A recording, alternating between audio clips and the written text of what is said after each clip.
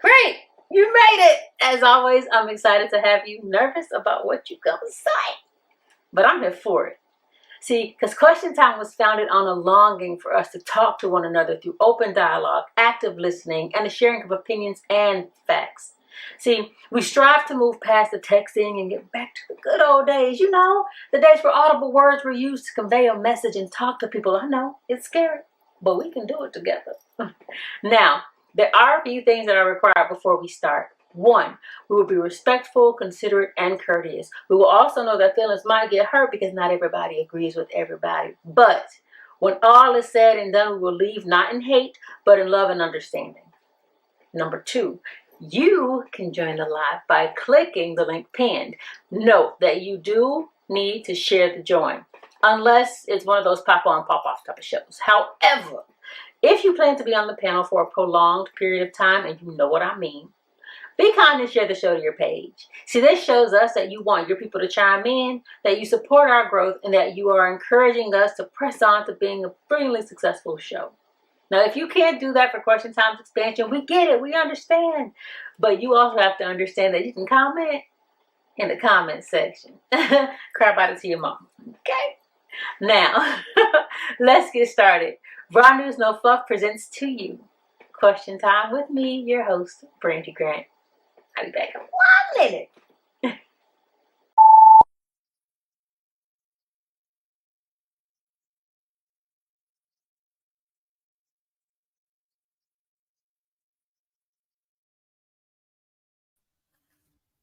Hello. All right, y'all. So we are going to go ahead and get started. Oh, okay, I'm not muted. Okay, go ahead and get started. Make sure you like, you share, you subscribe to the live. Also, if you want to join the live, again, click the link and join in. We're talking, is a man, woman worth fighting for? I apologize for technical difficulties.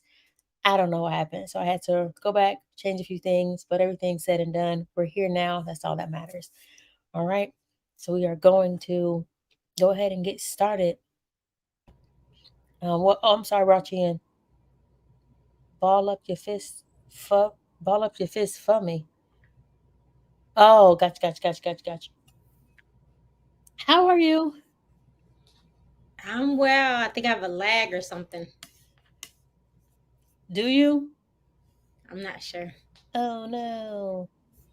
Thank you, girl. I twisted it today. She doing something today. She doing something. But thank you. I appreciate you. Um, all right. Let me see. Okay. So we're talking, I believe the first topic was I'm gonna bring everybody. The first topic was I look crazy. what up, D? How are you? Hi, I'm good. Awesome. Hey, Ash. Hey, it's like so close up. You said what? This angle, like right in your face.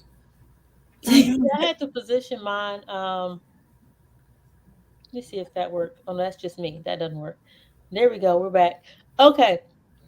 So the first birth conversation was about fit fine, I think it was.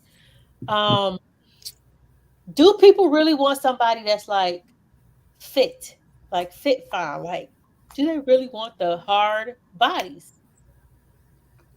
Because I feel like I don't want that no more. Oh, we got people. No.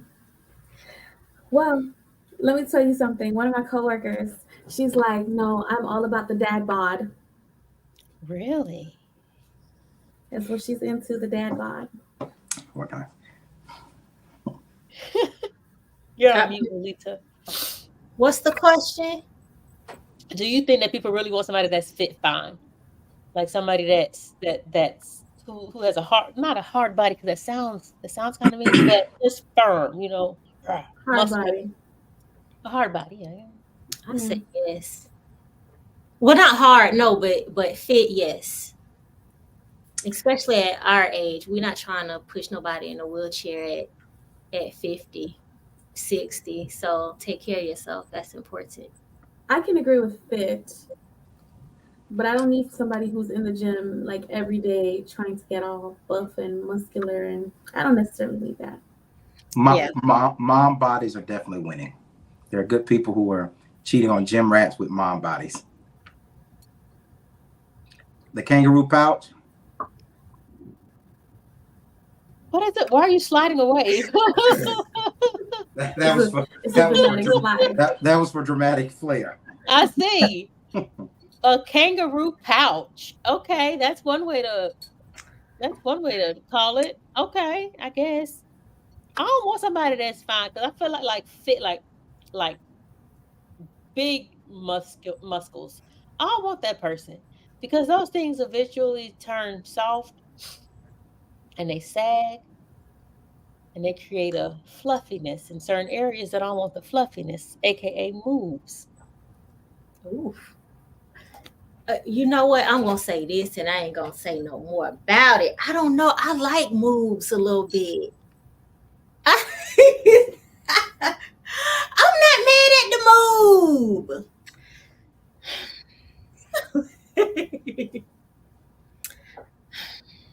I don't know what. I don't know how to digest that. I think it's questionable. I mean, because I saw somebody who was in their who was a teenager, and he had moves, and I'm thinking, why isn't his parents saying put on a tighter shirt under that, or because it just you could tell it was just an unhealthy lifestyle. I think it depends on the age. For me, because I just feel like I don't know. I'm not mad at it. I could date somebody like that, depending on what size. I mean, you have to be an A cup, right? Okay. You can't be. You need to be the top of the class. You can't be B and C. Definitely no D's and F's or double D's. Right, none of that. But I don't want anybody like super fit, like rock fit, I want somebody that's healthy and that's trying to live, because I want to live to see 100, and I want somebody, and I want to be healthy.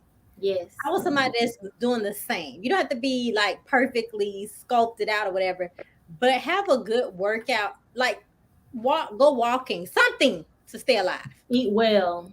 Right. Something. Yeah. I feel like an A cup. And the question since Swella is the fit, firm, fine body whatever is desired? Is that the one that wanted? But I feel like an A cup is the worst cup for a man. The A cup is the pointy cup. A cup is the pointy cup. But I think that's just like women. Some women have pointy breasts. Some women have an A cup. And an A cup. Some women have different style of breasts, even in an A cup. So I think guys are the same. The worst kind is I don't want to offend none of the ladies. I don't know what y'all boobs look like. Yes, I do. Except for but I think the worst shaped boob is the banana breast. What's that? And I feel like like this. Yeah. I've never the seen nipple goes up. The nipple is higher than the breast. In the A cup, B cup, C cup, it's all them cups. Them cups be They call that a banana breast? Yes, my best friend loves them. It's like this. Yeah. This is the nipple up here. Yeah. I've never experienced I just don't want none of those. But I feel like those are the main ones that are on TV though. The bananas, when you see a woman topless, especially if she's not Black or Hispanic, it's always the banana. Like the movies I've seen, it's always the banana. But it's like a C size banana. Chiquita. I don't know. I get uncomfortable looking at seeing women testicles on TV. So women testicles. Testicles. No, testicles. I'm like, what? She said chesticles. Good night, Irene, man. I thought she said testicles too. I'm like, what? Well, that's very uncomfortable. See women's testicles. Oh, she pulled it up. Oh. Banana. Oh God! See, that's the one. Wait, hold on to the third one. Since Swallow, that's the one I'm talking about. The men with A cups have that one right there. Other way. That's the opposite of the banana. It goes down. The nipples down. Is this one the banana right here? I don't see the banana. No, go Go over That's keep not a some. going. banana. Go over some. That Keep one. scanning. That might That be a would be little the banana. closest one to the banana. That one. that one's The one next to perfect shape. What's going on here? That one, but it's more swooped. But yeah. I mean, we all zoomed in like. Right, because you can't Right. see. I'm trying to spot mine. Mine Thank- ain't. Right, I was doing that too. Like, Thank you so much, Sensuela. I've been living Right. safe. Ain't seen a breast since God knows when. Great job, Sensuela. Bless God. you're welcome. Way to now go. you can keep going. Now you can keep going. I know In you the lying. Right, if you say so. Thank you. God bless you. Oh, here it is right here. It's called pseudoptosis. Okay then, Dr. Jackson. Ptosis sounds like potassium. Okay, so it's the second one. Yes, that is it. Mm. Yes, that one. That one. That's not the one I saw in gym class in high school. I turned that corner and I nearly. But instead, I thank you, Lord Jesus. Yay. I don't have a banana breast. You're a hater. I'm You glad I got to. don't, because you would make people body conscious. Well, at least y'all don't have number one. Oh, What is that? You know, that's some child wrote. Some I child. want to say the views of the panel is not a part of Question Time Live, Thank you. especially those of Lolita. Huh? She's She's not like, in wait, association what? with What did I Question say? Time Live. So I've grown to not. There's actually one guy that I do. He has very fit, firm. Actually, two guys. Yeah, they have very fit, firm bodies, and ooh la la. But I'm cool with a little bit of softness. I really am. I've grown out of that. Ooh, I want him to be just man, just all muscles, just da, da, da. I've grown out of that. I don't want a fupa, but and a booty. I take a booty too. I don't want a hard booty. I want no hard butt. It can't be jiggly either. Right. I don't want no bouncy booty either. Yeah. Right. I take a little jiggle. Mm. Honestly, it doesn't matter to me. What you Like, dragging in that wagon? Huh? You said what, Ash? What you dragging in that wagon? I'll take some jiggle. Yeah. I don't care either way. I don't want hips. All in the person to me. I don't want hips. I think that's a bit over the top. Yeah, that Yes, I've seen a guy with hips before. I've seen a guy with hips before. That was an interesting scenario. But I mean, it is what it is. I don't want. Yeah, no. I agree with Lolita in that you need to have your health on your side more so than your exterior. Your interior need to be right, and your exterior needs to just. I mean, you need to couple the exterior with the interior, but your interior is more important than the exterior. All right. 2 seconds. I enjoyed the intro tonight, Brandy. It was pretty dope. Thank you. I have to Ash. I'm gonna go see Ash M. What's the intro? I missed it myself. You gotta watch it over. You gotta watch it from the beginning. I'm gonna have to go see Ash M to record a better intro. But thank you. Guys, stop It was really nice. Stop. Okay. Let's oh, he's not on yet. Okay. So, does anybody else have anything? Oh, I did this video. Okay, I'll wait till he comes and then bring him on. I did this video where there was this guy on TikTok. There was this girl who was asking, I don't know if any of y'all seen it. Saw it. Video where oh my, is that me? There was a girl asking for a gym partner. And this guy in Ohio, and this guy was like, I can be a gym partner. I live in Ohio, whatever.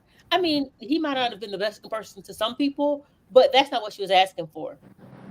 And everybody was like, well, basically saying that he's unattractive, so he can't be her gym partner, or nobody wants to work out with him because his body isn't in perfect condition. Would you want to work out with somebody whose body is in perfect condition? Yes. If I'm not looking for a trainer, if they're because people start at different levels, sometimes it may feel more. It feels less assuming to work out with someone. Yeah, because I ain't going out there working out with Colin Oliver and he looked like that and I look like this. I'm not doing that because I'm depressed before we get started. Oh, anybody else? I feel like, yes, I want you to have a nice body because then I feel like you know what you're doing. Not a trainer, a Not gym a trainer. partner. Right. A gym partner. Yes, I want my gym partner to be fit because we going there for you to train me. Because it's not. No. They're not going there to train you. They're going to work out with you to motivate you. I can't be motivated with somebody who not been motivated to go and work out themselves. I need somebody who's been there doing that so that I can be more dedicated to go. But otherwise, I done had gym partners before and both of us fall out. So you want a free trainer is what you're saying. Right, exactly. Basically. She's trying to make it about her and they not even getting a workout. Right. They getting a workout. How they not getting a workout? Because if they had that same rule, they wouldn't be there with you. That part. Woo! Okay. You know what? Bye. How about that? And then I did like I'm looking for a trainer, like a little sneaky little thing, because I wanted this one particular dude to train me. And I got everybody but that dude. Oh, that's what you get. And I'm very offended because I think I responded to that post myself. Man. I feel like I don't need somebody that's, super fit, but be a little bit more fit than I am, or at least on my level. I guess I don't really care. I just feel like as long as somebody going with me, I think that's accountability enough to say, are we going today? Huh? I was agreeing with the second part you said. Yeah, it's just, are we going? Girl, get up. Let's go. I'll see you in 30 minutes. That's enough for me. I don't care what they look like, to be honest. But my trainer has to be fit. If I'm paying somebody to train me. I don't feel like I want my gym partner to be, they don't have to be fit, but I do want them to be on that journey towards, like, I guess not really on my level because my level ain't, the best level. Right. But I do want us to see results together, which is going to keep us motivated together. Because there could be somebody who's even more fit than you that might not have your physique because, for example, some people lose weight at different rates. You know what I mean? Some people have a higher percentage of body fat, but it doesn't necessarily mean they're not more fit than you. Agreed. All right. So let's get into tonight's topic, shall we? Is someone worth fighting for, man or woman? Is a man worth fighting for? Is a woman worth fighting for? I'm sorry. Yep. Under what conditions? Wait, fighting what? What you mean? Physical fight or just standing in the? That's what I wanted elaboration. Stand in the togetherness, or physical fighting over him or her. No, what type of fight you talk about? First of all, I wasn't fighting nobody. Okay, because I wasn't talking about physical for sure. What'd you say, Alita? Anymore. Because we know Swella. What? Fighting over a man? No, just fighting, period. Oh. No, not fighting over no dude. Because the sun came up wrong. What? That's not true. It came up before she could see it. Right. How dare it? Right. That's not true. So but I think of a man, if he treats me well, and he's that man, yeah, I think fighting for to keep the relationship going. Who said that? Look at you want to fight. Look at you. No, I'm asking. Your speech has Come betrayed on, you. Jay. Who said that? I knew. I should have known. But yeah, I think so. What do y'all think? So I think that I'm gonna sound like I'm double talking. I think a good man is worth fighting for, physically fighting for. Look at you. I suggested. I believe I suggested this topic, or maybe I said something. So I think that if you have a man who is trying to be lured away by a woman, and she knows about you, I think that a good man is worth physically fighting for. Because I think the reason it was so common back in the day was because a good man who was a provider, a woman wasn't fighting over a penis or a hot body in the bed. She was fighting over a provider. She was fighting over somebody who's gonna help me with these kids. She was fighting over somebody who, I'm not going to deal with all, you're not gonna run off with him. So if Sister May from the church is getting too close to Deacon Bob, Sister May, I'm gonna snatch your wig off at the 100 Women in White service. It's going down, and I do believe they believed that reason that a good man is worth fighting for. When you look at the totality of what a good man brings to the table. When you said worth fighting for, I thought like if I were to make a mistake and he's like, you know what, Lolita, I'm done.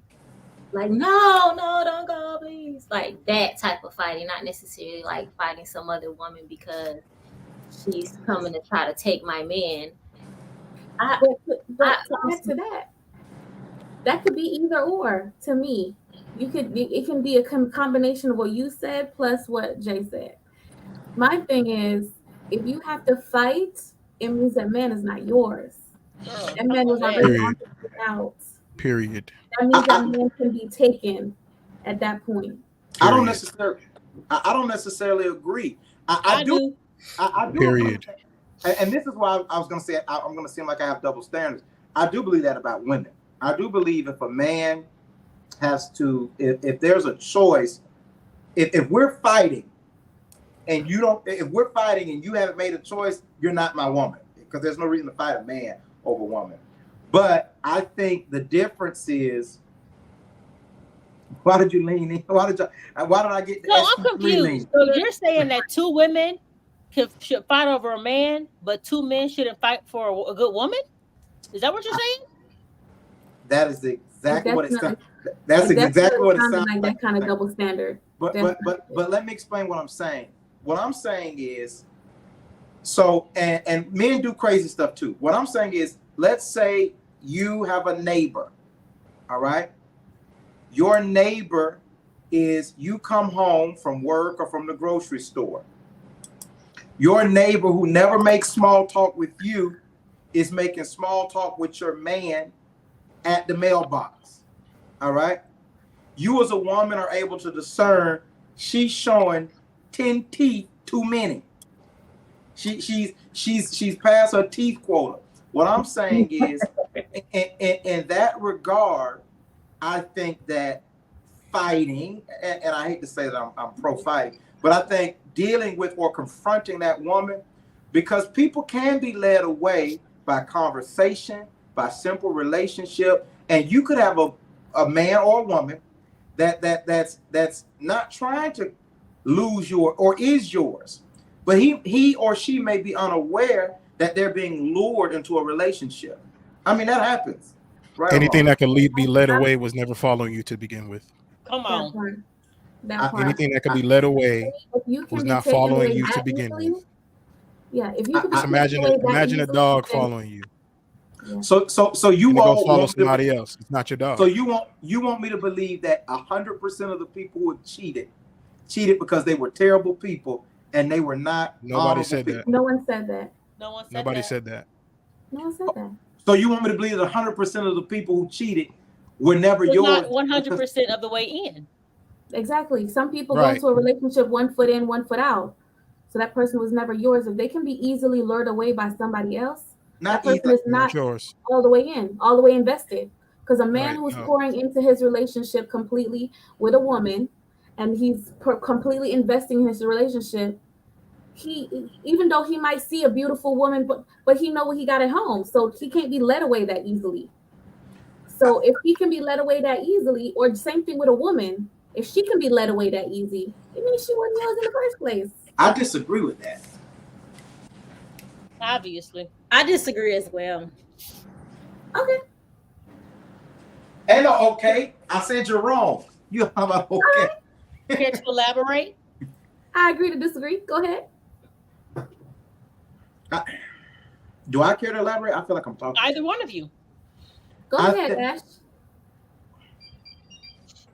No, I think that that person could be in a relationship and be yours, but a lot of things happen if they're not totally invested. Or some people, you realize what you have when it's gone.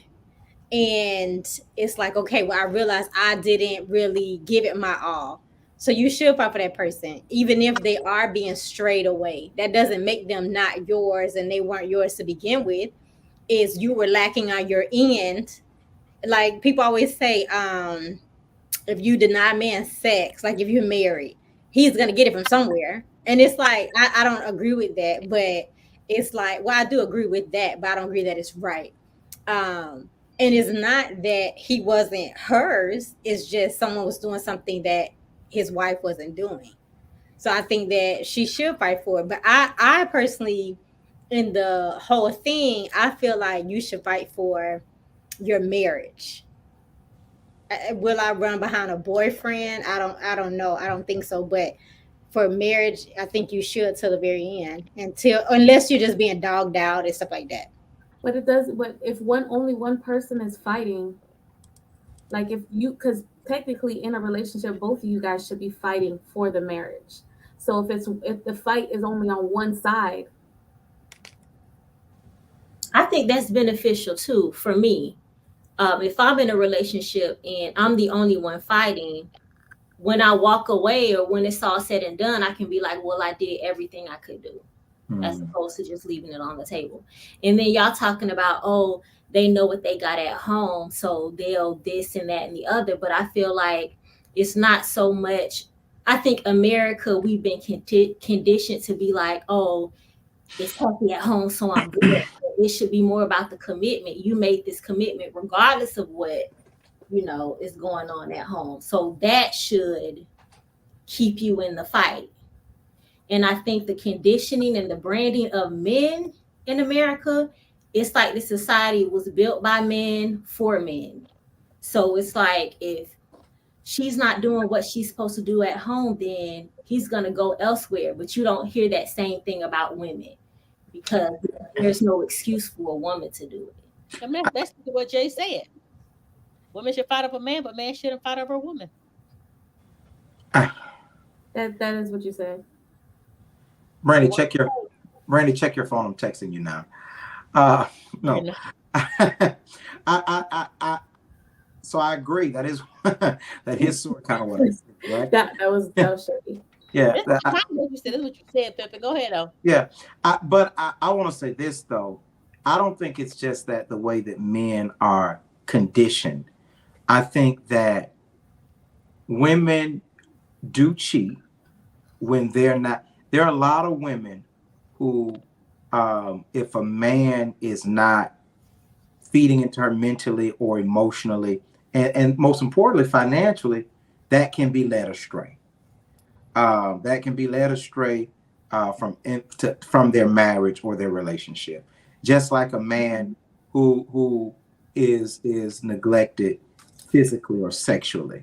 I think that both of those things are possible.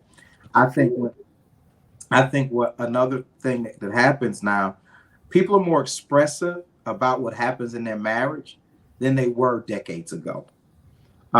People suffered in marriage decades ago.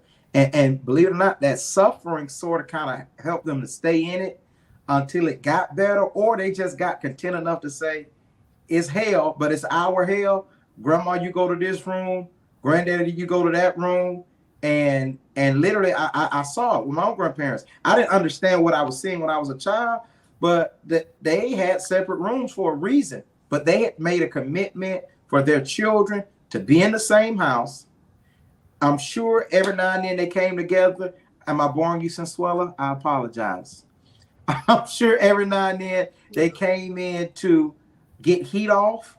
And sometimes they may have had other things outside the house for all I know, but that was a thing. But now we talk about our feelings so much, and what I found is it's hard to fight for your spouse when you've torn them down to other people. If I tell everybody in my family how she don't cook, how raggedy she is, how she make me feel, and I ain't taking this no more, but then I go home and I miss her. For me to show up to the next family gathering, I gotta realize that all my cousins gonna be saying, that nigga crazy. He taking that from her. She don't. So a lot of people talk themselves out of reconciliation just because they share what's going on in their home, and they stop reconciliation from happening because now I have to deal with my mama told me to leave you 100 times because I told my mama everything bad about you. So now it's a wedge in reconciliation. That's a fight that this generation has to have. I got to be okay with looking foolish to be with you after we've had some issues. Or you just need to keep your mouth shut. Come on. I saw a thing today. Actually, he was saying about he was dating this woman and they were getting ready to get married. And he said, well, if we get an argument, who are the top 5 people that you're calling? I've seen that one. And then she gave his list. She gave her list. And he said, and he gave his list of the top 5 people he's going to call if they get in an argument. And he said, this isn't going to work because the 5 people that you're going to call is going to side with you. Your list needs to side with me, and my list needs to side with you. Wow, so that way, when I call my person, I'm saying, well, this about my wife, they're going to say, but she cooks though, but she does this and she has this. They're going to have your back, and that's what's going to keep us in this together. And I mean, I think that was great advice. 5 years too late for me though, but some super great advice I would definitely give my children. Wow. And if you're texting me, I do not have my phone, so I don't know what you're I can't help you. So if you're texting me, I can help you. I want to go back to what Ash said in that. So you feel like a boyfriend-girlfriend relationship isn't worth fighting? Like there's no fight worth having or fighting for? Is not worth fighting for? I mean, I feel like to a certain extent, but I don't feel like is that serious because we're not stuck in this together. Like, I just feel like I have a conversation with you. We can have a couple back and forth, but either you're who I want or you're not. Like either you can meet my needs or you can't. I think in a marriage, it's like, oh, well, this is what I need. And you kind of keep going in that dance with them until either you get it or you realize they're not going to give it. But for a dating situation, if they're with somebody else, then okay. If they want to cheat, okay. If they don't want to give you time or whatever, and that's one of your things. Like for me, like everybody know, I like words of affirmation. And somebody I know that is not really a words guy. That doesn't work for me. So I'm not, even though you check all the other boxes, I'm not fighting for that. So isn't the fight? How do you get to marriage if there's no fight for the relationship? I think some things you shouldn't have to fight for. Like my core things, either you do it or you don't. Because then if I'm trying to convince you to do it, you're gonna slack up on it again, and then we locked in the marriage, and now you're not doing it. Again, another mistake I made. I agree to a certain extent. Relationships have to have a part where they get serious. Like I think when you're talking about marriage, this is moved from dating from exclusive to courtship, which is literally dating for the purpose of marriage. But I counsel people all the time. This week, 2 individuals that call me about a boyfriend cheating and all that's jacked up, and you have real feelings and real reactions or things like that. And I have to say, in the grand scheme of things, and people don't like when I say it, God is not concerned about your boyfriend and your girlfriend. Mm-hmm. You know what I mean? There are no rules to that. He gave you the ability to rest in the rain in that. And once you decide, or he decides that y'all gonna move forward, or however y'all get to marriage, is when he's like, okay, now y'all way is out the way, it's my way. But I think even our government, if you take God out of the equation, I don't care how long you and Bob been together, something happened to you and y'all not married, and your mama show up to the hospital, they're gonna look to your mom or your next of kin, and that person is in charge. So I think that relationships are worth fighting for, but then again, how much energy should you put in something that's not permanent? You know what I mean? Or it's not built. Would it be permanent if you don't? How are you going to be permanent if you don't go through some sort of, I don't want to say battle, but we're going to use that word. I'm going to use that word. Some sort of battle. I feel like it's, as a single person, I'm not married, so obviously I'm single. I feel like, how am I going to get to marriage without the effort it takes to fight for a relationship that I feel is a good relationship? How deep? Go ahead. I was going to say, how deep are you?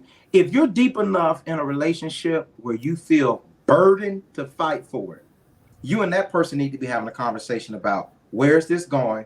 How long is this going to be? Is marriage in our future? And what's our step to that?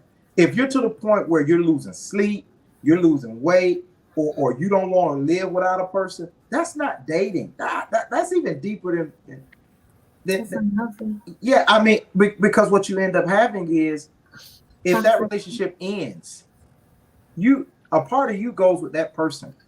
So if you do that 5 or 6 times, by the time you find the guy who is the one, either you're so hardened by what you've been through, or so much of you has been left behind, residue on other people, that you're setting yourself up for failure. I don't think, and I'm speaking from experience, I don't think we should lose ourselves in boyfriend and girlfriend anymore. I'll never do that again. You can lose yourself in that, and that comes through a lot of trauma that you keep trying to get over without an end goal. There's some things that you do to me as a girlfriend, we need to say right then, this ain't over. But if we go back, we're going to something permanent. Because if you do this again, I may break both our necks. Yours first. My deal breaker is like cheating or trying to break me down. Because if you allow somebody to continue to treat you like that, then your self-esteem is going to be diminished. And people do some crazy and messed up things because of low self-esteem. Thanks. So Amen. Me, you don't want to see these hoops you got to jump through to get me back. Like, we may as well, and I want the people who like family, you may as well kiss the, y'all don't know that, y'all can't finish that. That would have been so cool if your family would have did it. Right. Uncle Michael Ray, you may as well kiss the baby. Kiss the baby. Yeah. I look at all y'all. I thought you were going to finish it yourself. Because I thought she was going to finish it herself. I know she was like, I thought it was a curse word. I'm like, no one got to say that. I knew it was baby, but I thought, put your hands on me? No. You're not going to lower my self-esteem. I won't. Yeah, I won't. I will enter that in that situation again. Even if it looks like you're going to hurt my esteem, I'm out. Even if it's just a hint of it, I'm out. Yeah, and to go back to what we were talking about, like when you're talking about fighting for the relationship, when you're in the boyfriend girlfriend stage, if you're not at the part where you're in like courtship, talking about marriage, I don't know if I would do that, especially doing a one-sided fighting where one person's fighting for the relationship. I don't know, because that means that person's not even the other person's not even all the way in anymore. Right. I told a dude, I was like, my last relationship, I was like, you have to fight for this. Like, you have to fight for this. If you want this, you have to fight for this. He ended up fighting me. I said, wait a minute. That is not what I meant. Like, fighting you for real? Girl, you missed that whole episode. Oh, okay. Yeah, because there's one thing with putting effort. There's effort, and then there's fighting for the relationship. To me, those are two things that are mutually exclusive. Putting effort into making sure your relationship is, cohesive and stuff like that, that's one thing. But when you're in a state where you're fighting for the relationship, it means that somebody's already on their way out, or they were never there to begin with. But that's why I think it doesn't make, if I'm fighting you for our relationship, something's way off. That's what I'm saying. Yeah, something's way. I think fighting outside influences, I think fighting circumstances that change you, because that's a real fight, right? Yeah. I think that certain times, I heard a lady say recently, her and her husband were married 50 years, and she said what she realized was, in order to get this long, it's not one marriage for 50 years. Every 5 or 6 years, you have to choose to remarry who your spouse has become. At that point, That's good. And even if you haven't changed in 5, but they have, you have to say, okay, I'm going to remarry the new them. And it's a string full of little marriages tied together. I understand that as a woman gets older, her hair gets grayer, her body changes, that sometimes there may be a need for her, because maybe I've been with you so many years that I forgot to compliment you and tell you how pretty you are in the morning. So that may cause you to seek that. I've got to fight that by checking me to give you what you need in this season. That's different, right? You got a man who's going through midlife crisis. Men go through them, and he feels like he has to do things to see if he still has it. You may have to, even though y'all been together for years, be a little more risky in the way that you dress. Maybe you have to compliment him. Men need assurance too. They want to know that you're attracted to them with their man boobs down. They want to know that hey, they ain't tight like they used to be, but they here. You know what I mean? So those things. There's not one child. Right. Those things. Lord. Those things are necessary. Those things I think you could fight. I think you can tell when you're losing somebody, and not everyone that's lost is because they want to be wild and ratchet and they want to hurt you. Some people are lost by circumstances, and I think we have to deal with that. So even not fighting you, let's fight the external things that are causing us to be at an impasse. And I think it's important to fight yourself, and to not say this is who I am and this is how I am. And I agree with circumstances do change a relationship. And I'm gonna speak for myself, not putting all my information out there. But for me, when I first got married, my mom had a stroke. Then when my mom had a stroke, that changed a lot about me. And he and I had never had a conversation about it. And that was something that I kind of resented about him. He never asked, how is she doing? Or let me go see her. Never went to the hospital one time. And and I took that flight home alone, and that was something that I kind of bottled up. But life does happen, and certain big events do happen, and that does change the person, and you will want and hope that your spouse moves with you through those times. So I agree with that. And I think that when I say fighting, this is who I am, I think when certain things are voiced, like this bothered me or this bothers me, even if you don't have that character trait, try to develop that character trait to meet that person where they need to be met, and not just be settled in who you are. And I think that that's worth a fight, trying to change who I am to accommodate or to be what you need me to be. I think that a lot of times, not a lot of times, but sometimes that could be the issue, just not being willing to change as a person. Sure. Fighting yourself, that's good. Well, my question to that is, Hey, why if you why haven't don't you already, just go to the Raw News No from the Fluff beginning YouTube page. realize Make that sure you about that like, person? subscribe, and click to get notifications so you never miss a show. I'm sorry. All right, now, Randy. Okay, is that new? I'm sorry, Cousin, you were saying? Oh, you just popped Sorry up about that. out of nowhere. I said I was saying you threw me off with that, honestly.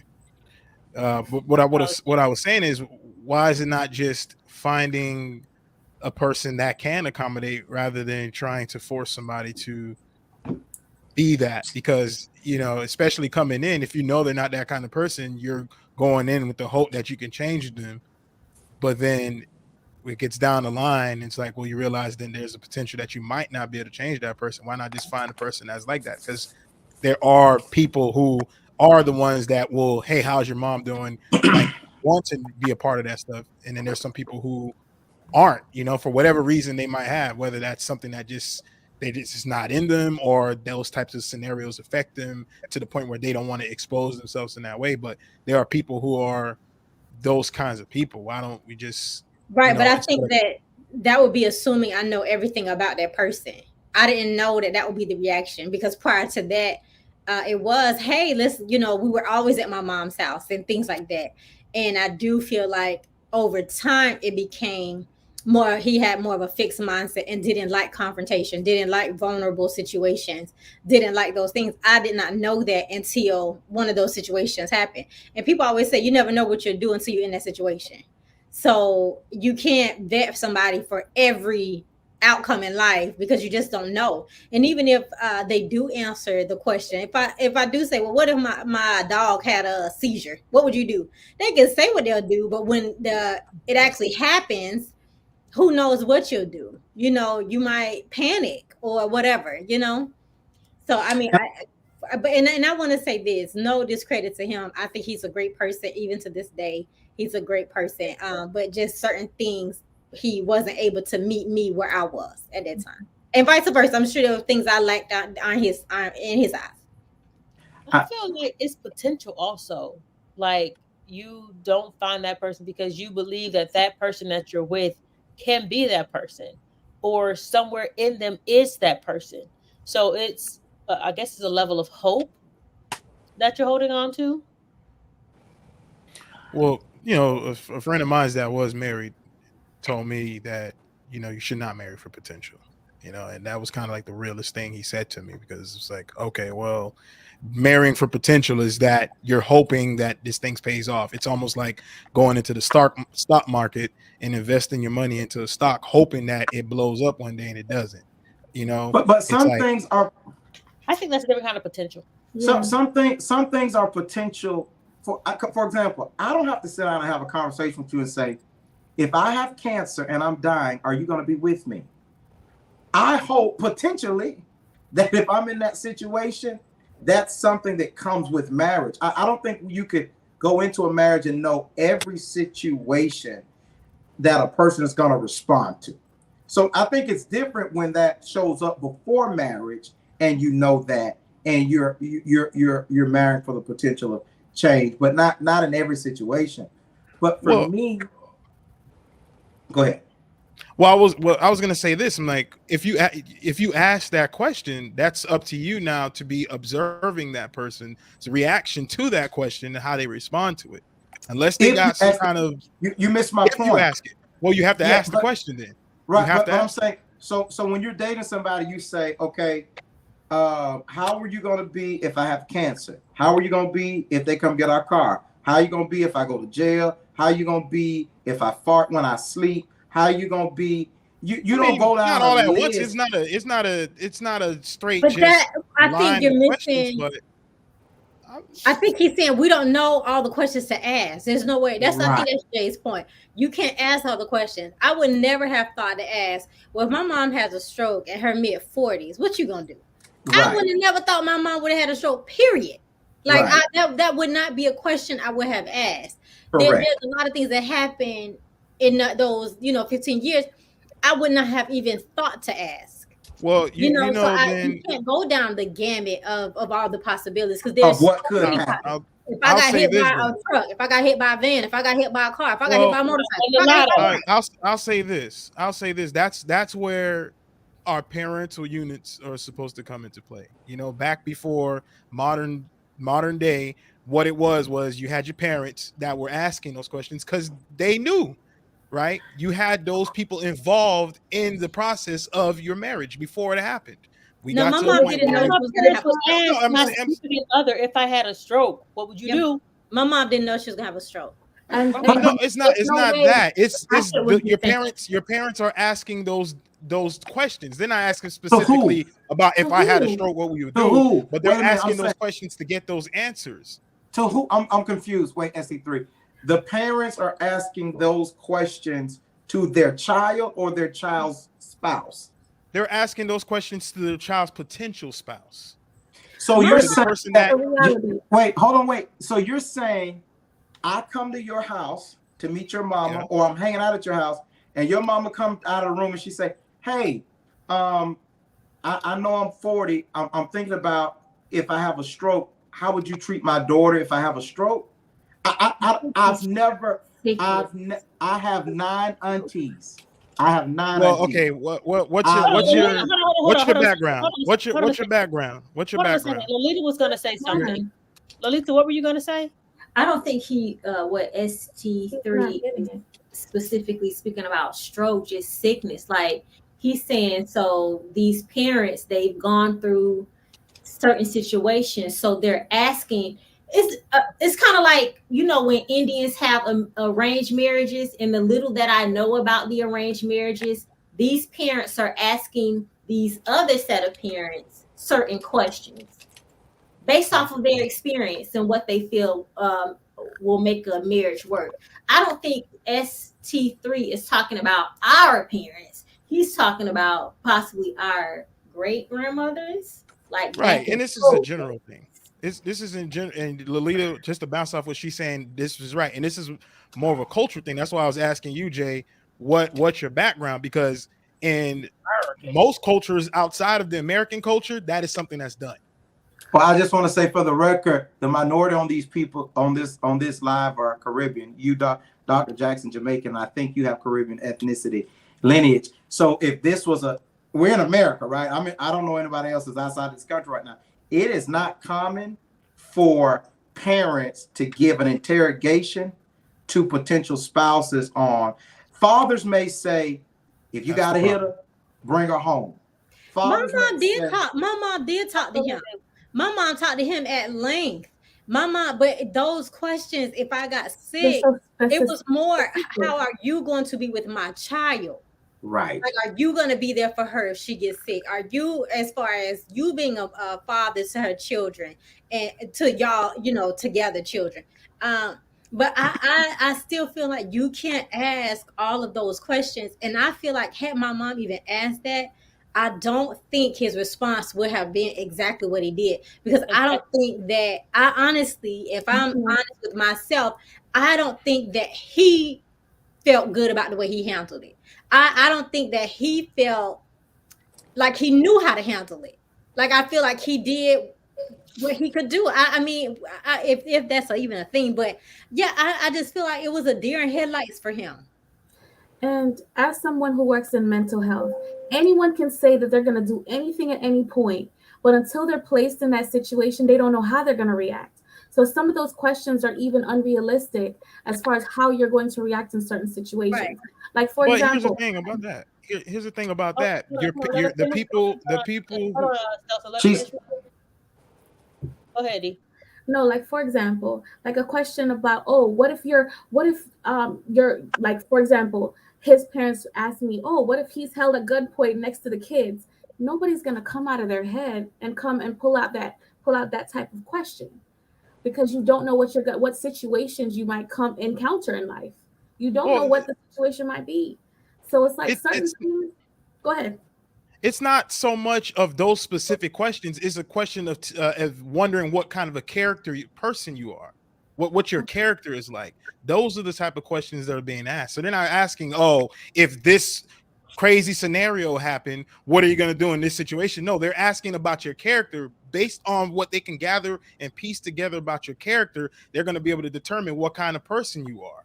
And from that person, like, okay, is this person right for so and so, or are they not? And then together, that's how they come and say, okay, hey, at the end of the day, the decision is yours, but we don't feel like this person is going to have your best interest down the line. I'm But dealing that's with my something like point. that right now. You lie though. But that's my ST3 point. right, but Because okay. anybody can put on a representative. Anyone can put on a representative and Right, give you but give you the whatever answer you want to hear. So it doesn't even matter because you don't know what's going to happen in the moment. Which is But what you have to happens. trust the wisdom of those people before you to know that, okay, they've gone through some of this stuff, and they'll be able to determine, okay, based on the response and my wisdom, okay, I'm discerning right now based on my experience, however many years I've been on this world in this earth. I've heard a person respond like this before, and they said it this way, and then it actually went that way, and they're going to make that determination based on the person's character. That's not foolproof. That's not foolproof, though. There's no way that can be foolproof. I could live with your mom and your daddy as long as you live with them and still marry you.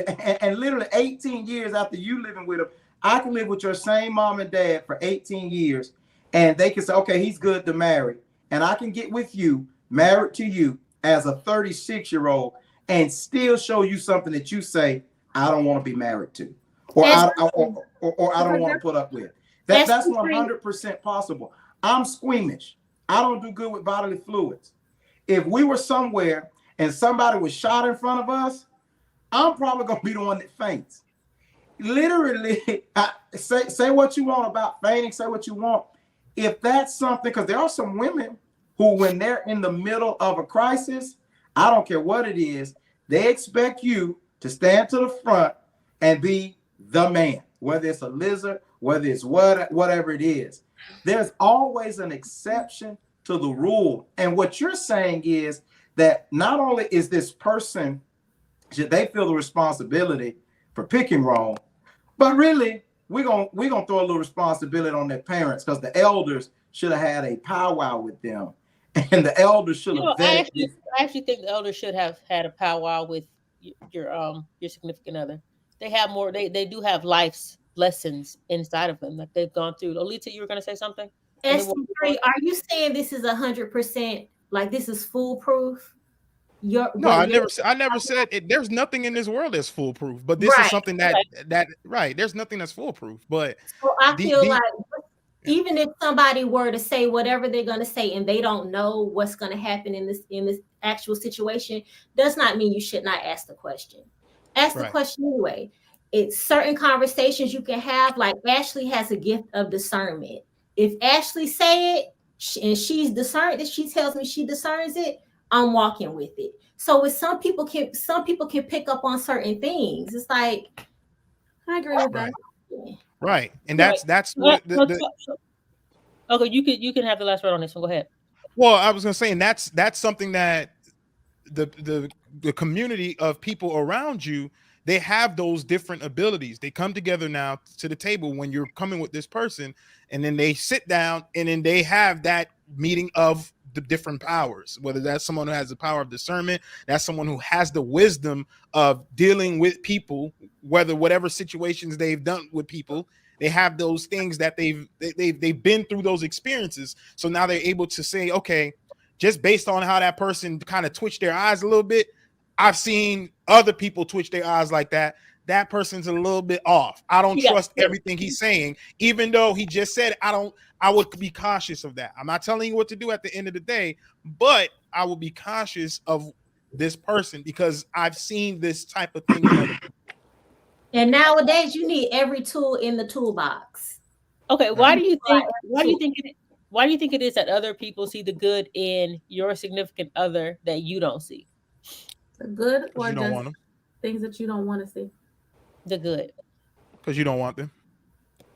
Because you see them at their ugliest. Because you can see that you see things that other people might not be able to see as well. Because you're around this person more than them. I think if you cover them, that the other person, everybody else should only see the good. Exactly. I mean, and I think that mistake number 98 on my end, you make sure that everybody sees only the good, and you talk them up when you're out in public. You Superman the person, and you make them, the best that they could be. You only talk about the positives. Oh, he did this and he did that, and you leave the negative inside your home. So that's why people only see the good. From in my experience, I think some people only see the good because they judge based on what they have. You know what I Mhm. mean? If I got a bitter, angry somebody, and yours is only a notch better than mine, I'm telling you, bro, I wouldn't leave her. But what you can handle is not what I can handle, and what you would put up with is not what I can put up with. You know what I mean? I think that goes back to what Ashley was saying. Even if it's not, let's say the elders missed it and I missed it. If somebody is getting ready to be lost and your spouse is telling you this is a deal breaker, a non-negotiable for me, all of us, the greatest gift humans have is the ability to adapt. You can adapt to what your partner needs you to be. You can choose not to, but at some point you have to weigh, is it easier for me to adapt or is it easier for me to live without the person? But you can adapt. I think it's just as simple as you don't want the person. And I've been guilty of that. I've been guilty of, other people telling me, "Oh, here's the good in this person," and I just couldn't see it because I didn't really want to be with them. So I couldn't see past. I was finding all the bad instead of looking at the good. And I think that's the truth of the matter. When you don't want to be with the person, you're gonna find all the reasons not to want to be with them, even though this person is probably really good for you. And other people, it takes other people to be like, hey, like, look at what this person's doing. Like, man, this is like this what she doing, this is what he's doing. And then you start to finally pay attention when you start looking at the bad because you don't want this person, you start looking at the good. It's like, oh man, you know what? This person is actually pretty dope. Then that's when you start to want them. And sometimes if that person has had enough of your crap, they probably already gone. And most Exactly. of the time you lose out on somebody because you've been so focused on the bad that when you finally start seeing the good, they tired of, how you were treating them because all you saw was the negative. Is the bad easier to see than the good? Yes. When you don't want them. When you don't want to be with somebody, you can see all the bad. When you want to be with them, you can see all the good, but then you can't see the bad. It's interesting how that works. Because It when you could want to be with also somebody, you miss all the red flags, but you see all the green ones, and there'll be a line of red flags, but maybe like one or two green flags. But you see them two green flags, and you hold on to them. But there'll just be a line of red flags, vice versa. When you don't want to be with the person, you see all the red flags, which might be three, but they got a bunch of green flags. But you just like them green flags. Nah, this is some red flags. Them red flags are huge flags. So nah. it could also be a situation where the person who's in the relationship is not healed. And so because of that, they're going to nitpick at all the negative stuff on the person because they're trying to find a reason that this thing that could be so good for them, they're gonna nitpick and find all the bad. So it doesn't necessarily mean they don't necessarily want to be with the person, but sometimes because of their traumas that they've been through, they're going to go ahead and because they're not healed with those traumas, they try to impose those same characteristics onto somebody else that might not actually be there. So that's another possibility as well. I Anybody have a, else?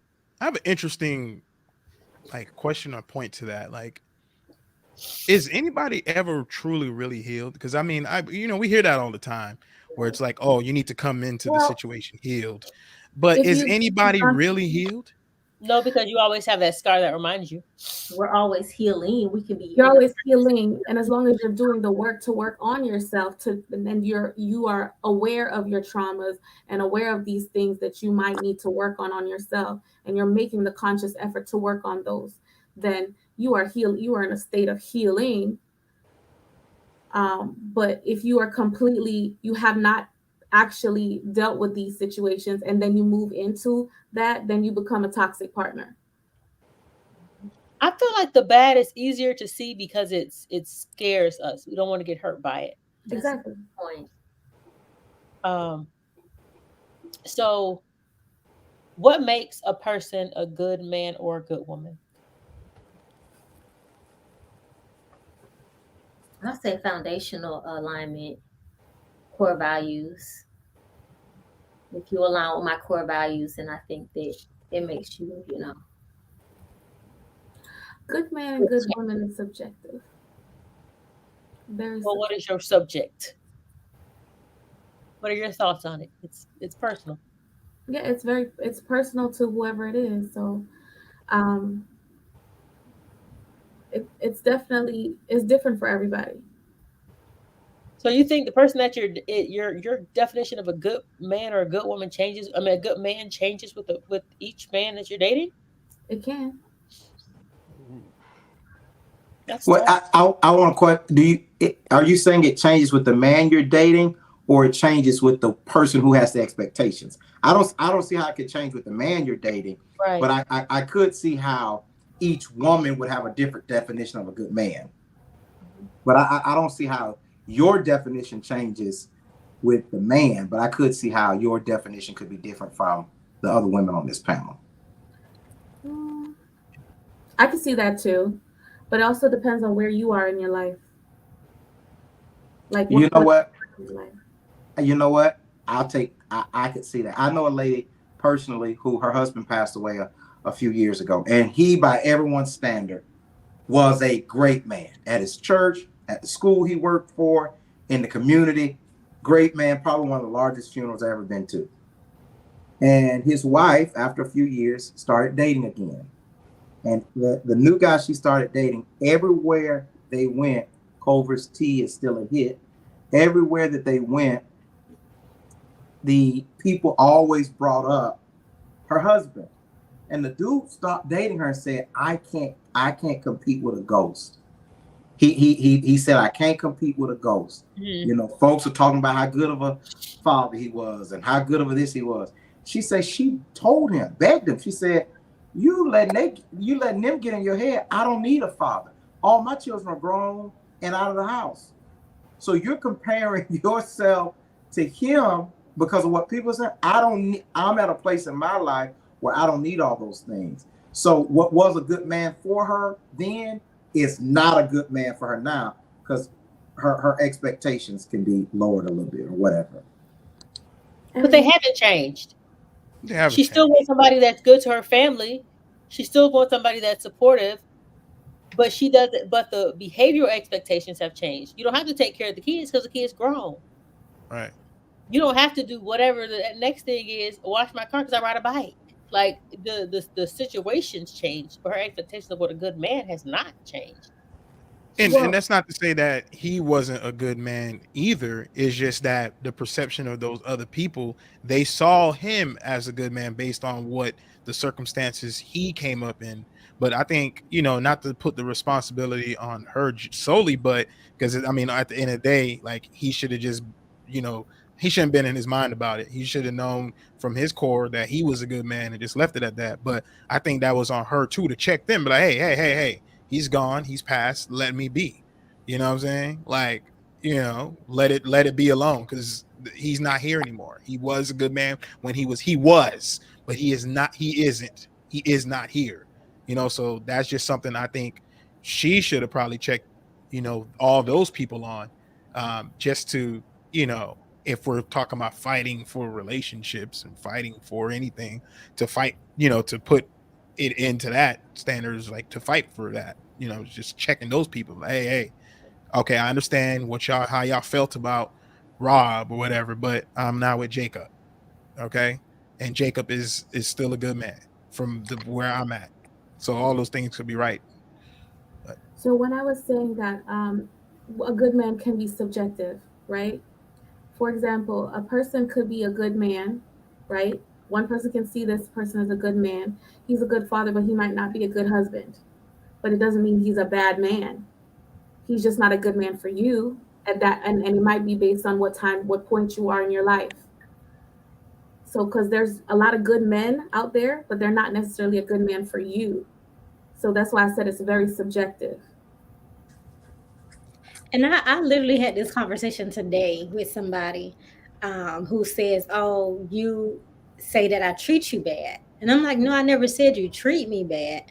I'm just saying you don't treat me like I want to be treated." And he was like, "Well, that's the same as saying I treat you bad." And I said, "No, because at this point in my life, I'm strong in every avenue, every place in my life. I need someone to be a soft place to land.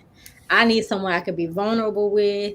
I can cry with or whatever. That's what I need right now. It's not to say that you're not a good man. You're just not a good man for me at this stage in my life. So I think, like what Dr. Jackie is saying, you could be a good man. It's just not what I need right now or what I want right now.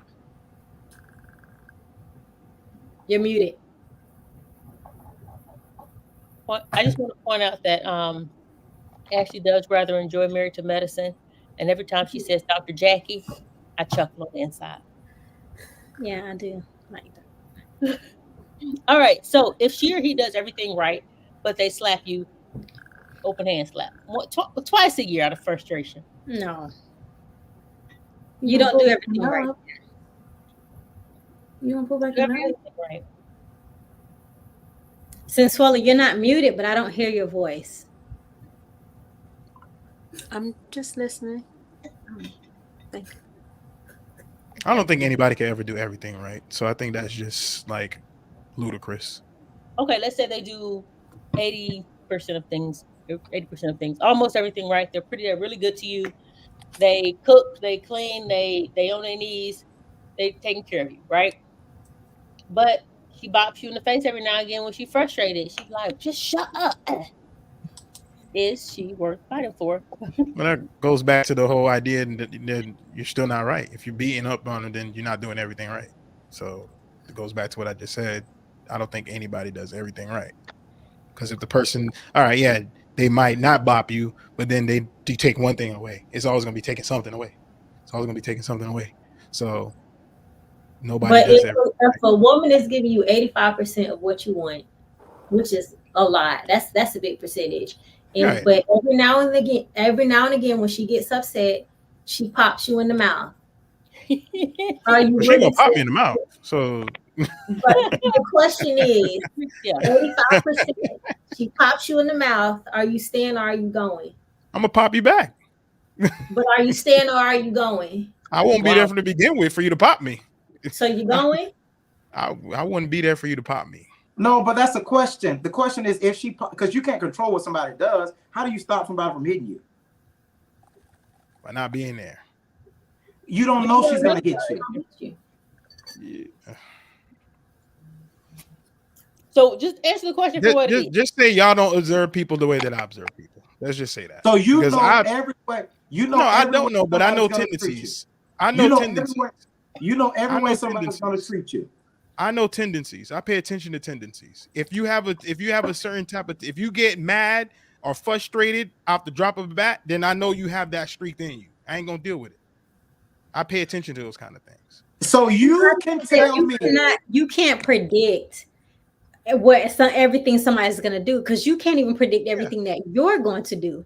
And there's a whole TV show that is dedicated around that. Snapped. That person was not that person, but you've done something or something has happened in their life enough that they snap.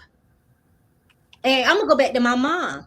When she had a stroke, the doctor said, your mom was nice before, so when she comes back and she's, back to herself, she expects her to be angry, cursing, expect her to be the opposite of what she was. They sure did.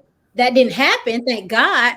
But you cannot predict everything. You just can't do that.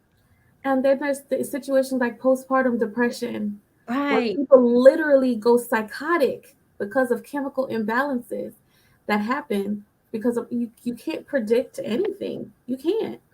And and there are people who get frustrated, but you don't know that they're frustrated.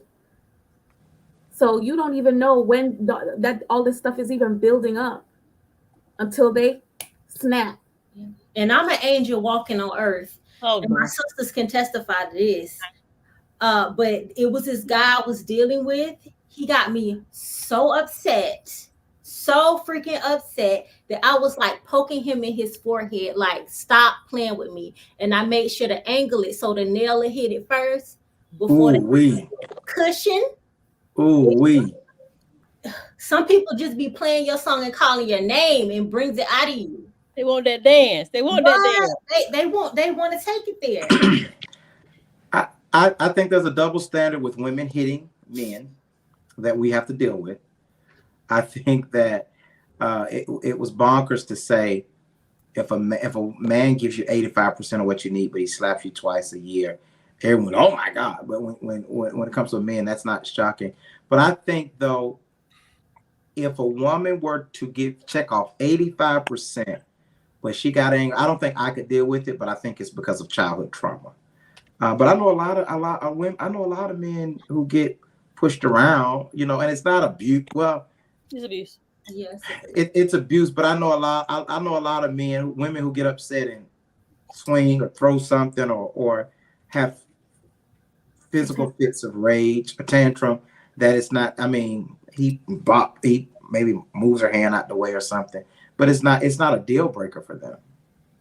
I feel like it's a deal breaker for me. If you hit me in anger, then yeah, that's a deal breaker for me. And I you can check a lot of boxes. And I feel like my boxes are hard boxes to check. And if you check don't you can check my major boxes. That's what I call them. But if you hit me, those boxes, those checks disappear. No matter. Like I don't care how much money you have. I don't care how good you look.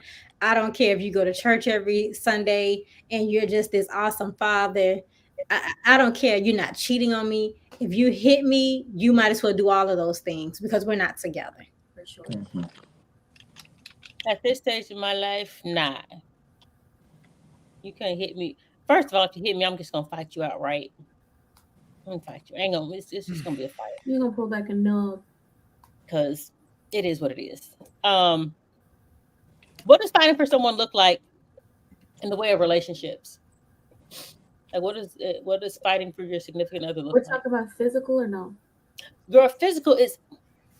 I'm talking about your whole Like fighting somebody else or fighting your significant other for? Fighting for the relationship. Okay. For me, it's realizing her weakness and fighting to fight my personal battles and hers while she's weak. What do you mean? I think that so many times guys, because we have so much going on, that when you're with a girl, it's a fight to deal with what you've got going on emotionally and mentally and hers. Like if there's a video that went viral today of a mom at a birthday party, a bear is eating the food on the table, and the bear is right in front of them, comes up, jumps on the table, the bear's eating the food, and this mom is holding this child, this son, and he looks like he's like 8 or 9, and she's holding the child still, and this goes on for 5 minutes with this bear this close to their face.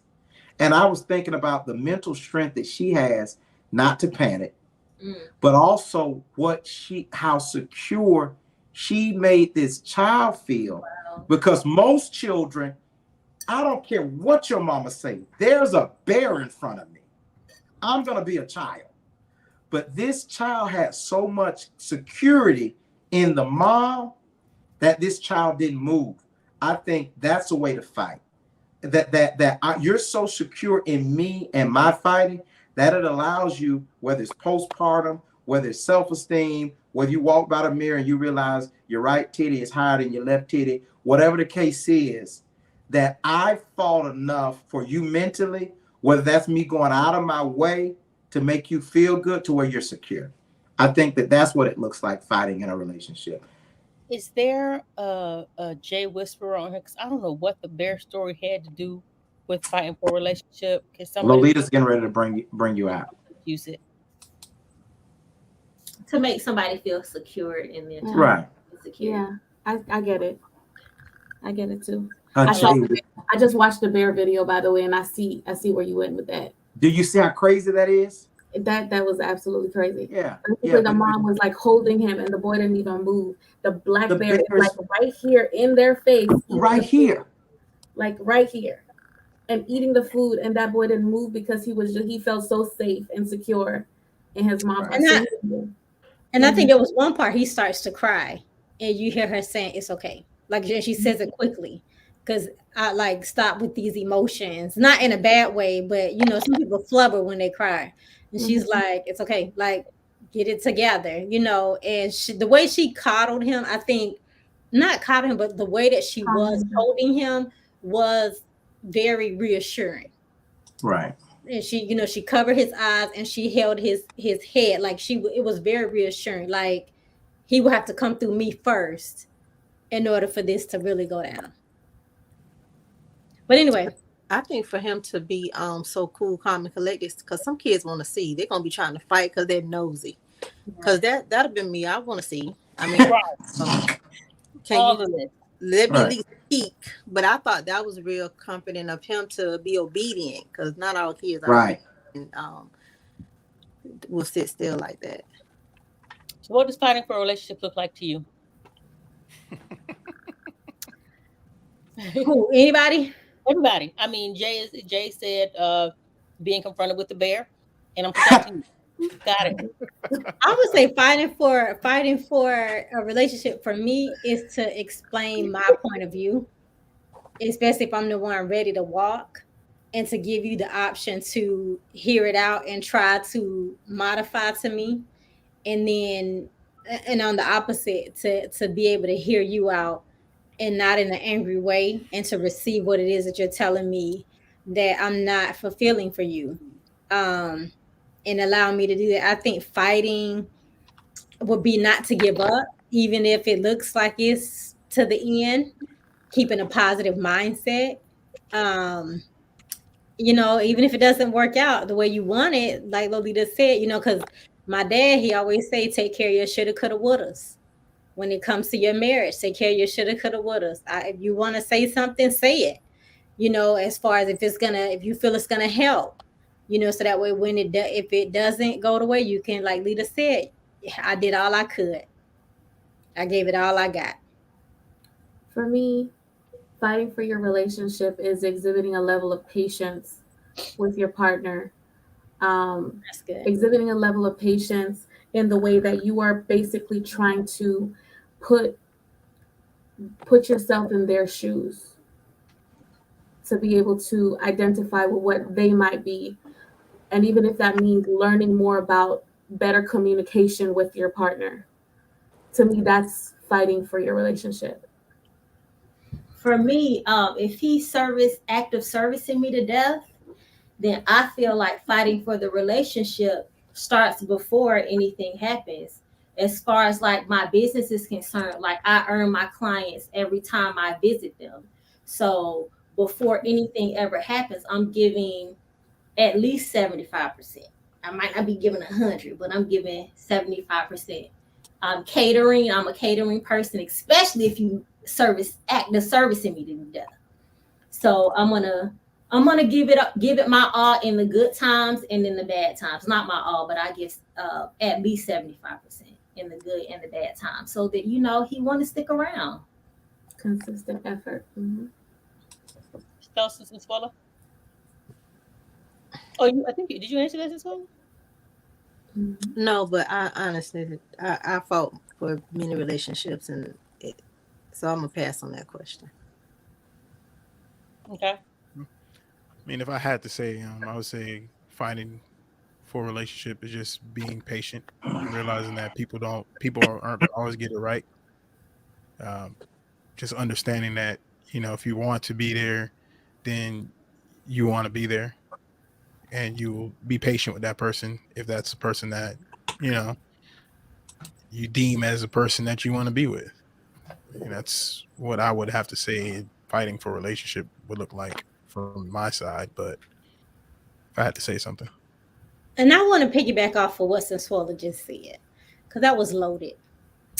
I also feel like fighting for relationship can also bring your self-esteem down.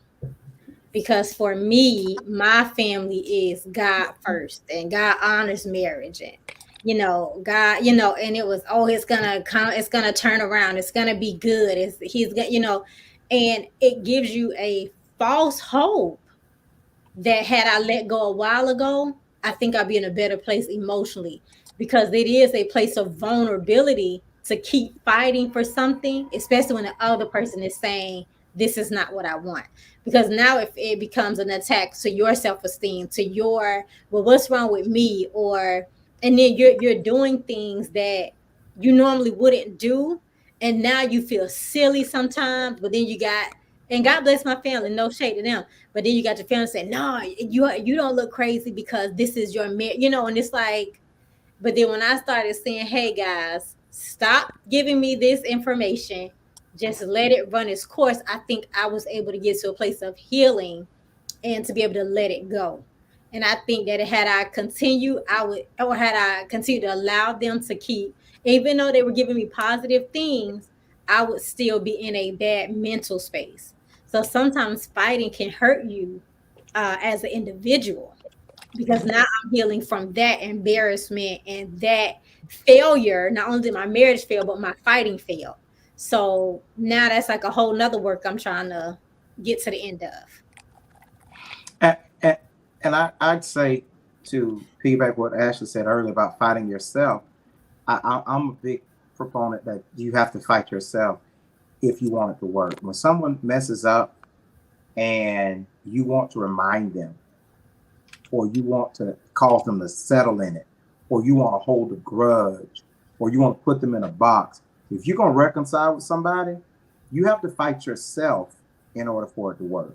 If you've been cheated on, and you because I know Lolita said that's a deal breaker, but some people have been cheated on, or maybe it wasn't all the way cheating, maybe text message or whatever.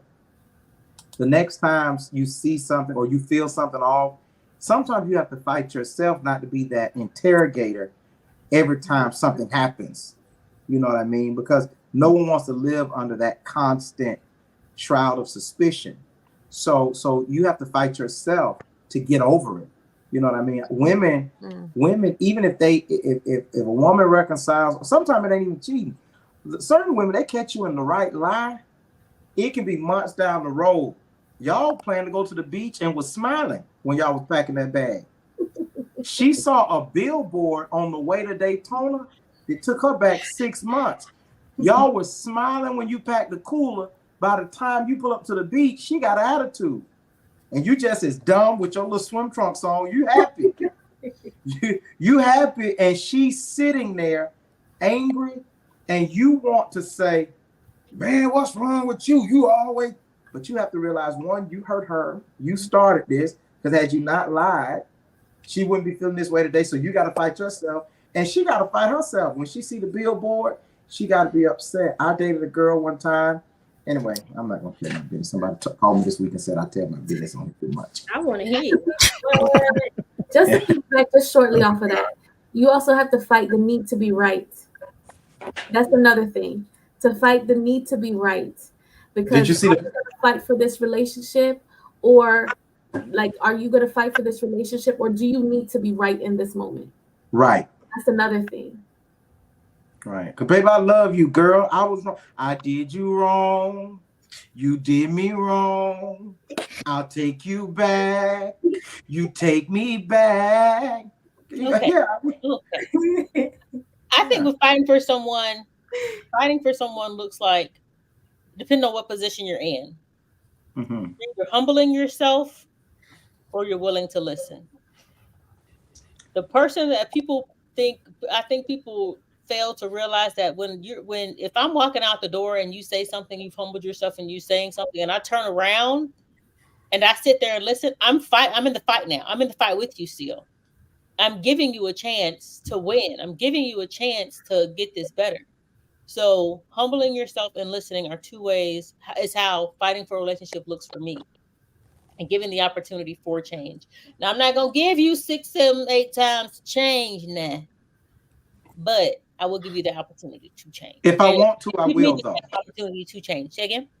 I said, but if I want to, I will. I've learned that there are certain times where you can have a situation with a person and they do some jacked up stuff, and your principle to say, I let them go, and you're not satisfied with them gone. You're really not satisfied with them gone. Me and my brother had a stupid rule, and I don't know where we got it from, but the rule was, if a girl hung up on you ever, you could never talk to her again on the phone. Because we were taught that was like spitting on somebody. and God is my witness. It was until 2017 I held that rule. Literally, me and my brother probably got women we should have been married to. But I was talking to a girl who hung up on me just because I said it was a rule of mine, and she tested it. I ain't talked to her on the phone since this day. But there came a time where I dated somebody who hung up on me, and guess what? After 2 or 3 days, hey, look, I knew you hung up on me, and I know that's a rule. Don't do that no more. And she hung up 30 times since then. If she hang up tonight, hey, you know that's my rule. Somebody will bring it at you. Somebody will bring it at you. Sometimes you got to unlearn, sometimes you got to unlearn what you have learned or what you have stayed. I have one rule. If you tell me not to call you or not to talk to you again, you ain't got to tell me but once. That's it. That's like one of my I'm done. I can't wait till he come along. I can't wait till he come along. What you mean? Whoever changed it for you, he coming. That ain't gonna change. I had to tell me don't call me. Okay, cool. He called me like a month later. How you doing? Bye. If I can't call you, you can't call me. That's because she didn't like him. Right. You're not in like right. If you really like Exactly. someone, you don't give a goddamn care. He said if he told me not to yeah, she you see that find that one that she make break all the rules. Right. You didn't like him. Like you didn't like him enough, yeah. Right. It's a whole bunch of people I don't like then. Right. And I think another form of fighting for a relationship is to stop fighting. Because I know a guy, he was like, following the girl, like calling, and she's like, stop calling me. And I had to tell him, stop calling her. Leave her alone. And then she sent him a song. I said, she's still in there. If she texting you a song, she's still in there. Give her space. And then a couple months went by, and just this month he called me. She back, and I'm like, I knew she would be. Just give her space. Sometimes not fighting is enough. Let her have a moment. That sounds like a bowl. That sounds like a bowl of toxic mixed with a few domestic violence injunctions, a restraining order, and probation for 6 months. I think what Ashley just said was probably more the truth. Is like, if someone wants to be there, they'll be there. If they don't want to be there, they won't be there. So it's like fighting, you know what I'm saying? Like, you're just wasting your energy. It depends on the person though, because I feel like Ash, you want somebody to fight for you. When you say don't call me, you want somebody to call you. So it depends on the person. Like, women are so complicated. God bless y'all, dude. Yeah, if I say, don't call me, we done. I want you to send me a long text and tell me this is really hurting you. But you that's not toxic. You will respect the space. That ain't toxic.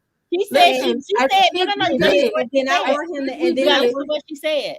And then I want him to say, call me. But then she want him to text. No, I said don't talk, don't communicate. I said, don't talk to me. Don't communicate. Don't talk to me. I want him to say, well, let me just. I just really got something I want to say to you, but I want to say it in person. When he with that line, we in this thing. Like, as kids, we did it. That is toxic. Remember, the boy that we had a crush on, that's the one we go and hit, and that's the one we go pick on. Right, toxic. But you don't there for so long, because the boy that liked you would mess with you. I think that's toxic for multiple. No, I was saying you can only do that for so long. Like, tell somebody not to call, and then they call and text, and like that back and forth. I don't like that. Like, I like you, and you're not showing me that you like me, and then all of a sudden I'm chasing behind you. Then you show me you like me, and then okay, now it then change. I don't like all that back and forth. Either we in it or not. But the more you keep pushing somebody away, and then expecting them to contact you, you're literally pushing them away, and it's just only there all the way out, and it's just like I can't take all that up and down, in and out, back and forth. I agree. I know from experience. And even I think it's like fishing. You gotta wind it in and then let the fish run and wind. Like you can't just yoke it because you're gonna snap the. So it's a fine art to what I do. I'll teach a master class later. No, just kidding. I agree with Sensuela in that if you say you want it, I mean, don't talk to me, they call you again, they showing you different. It's just gonna be a vicious cycle where you're gonna have to talk, and have to do it again. And I don't want the back and forth. I ain't got it. I don't have it in me. Women love to send a text message, and after they send you a paragraph, they end it with that famous line: "No need to respond." I'm really transparent. I feel like I'm not a puzzle piece. You don't got to figure me out. I'm gonna tell you exactly what I need, what I want, what I like, what I don't like. So if I say don't call me, I mean it. Facts. I mean it. What you say, but to Ashley's point though, although it is, I think I can't hear your I couldn't hear what you just said. You telling me? Yeah. I said say what you mean and mean what you say. Okay. I think for me, because I like to chase, I'm here for the little toxic.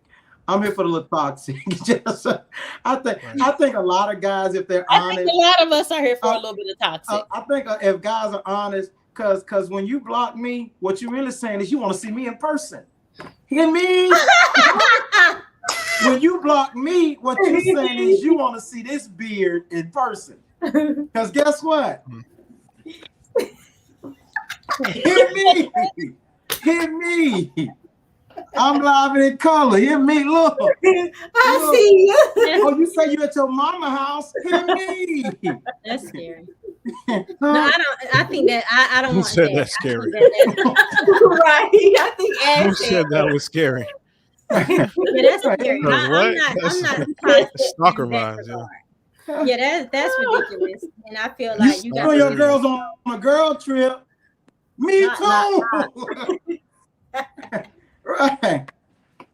You and your girls on a girl trip. But this is a girl trip plus one. Yeah, this ain't a girl's trip. This just came a co-ed trip. Hear me.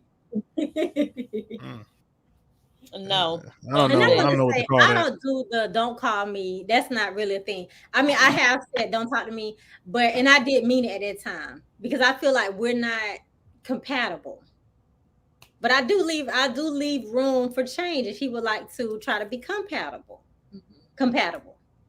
I'm like, patable. What's patable? Compatible. Or Ash patable. I'm like, what is patable? I don't do the don't. I say I need a break. I need some time. Just give me some time. And if you can't give me that time, then you don't care about me.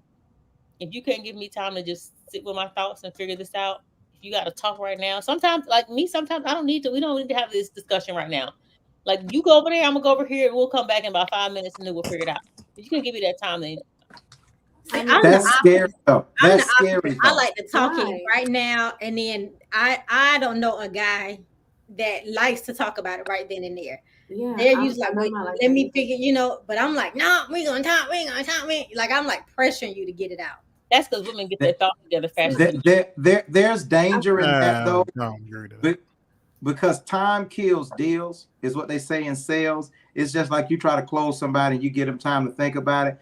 For me, and I think I said this a couple of weeks back, I knew a girl who when her and her old man would argue on a Friday night and he would get ready to leave, she would say, hit me. I'd rather you hit me than you leave. Because there is a listen to what I'm saying. There is for me, if you take too much time to get over it, it gives me too much time to miss you. Women who hold grudges and shut down communication, I feel like because Gerard is a self-preservist.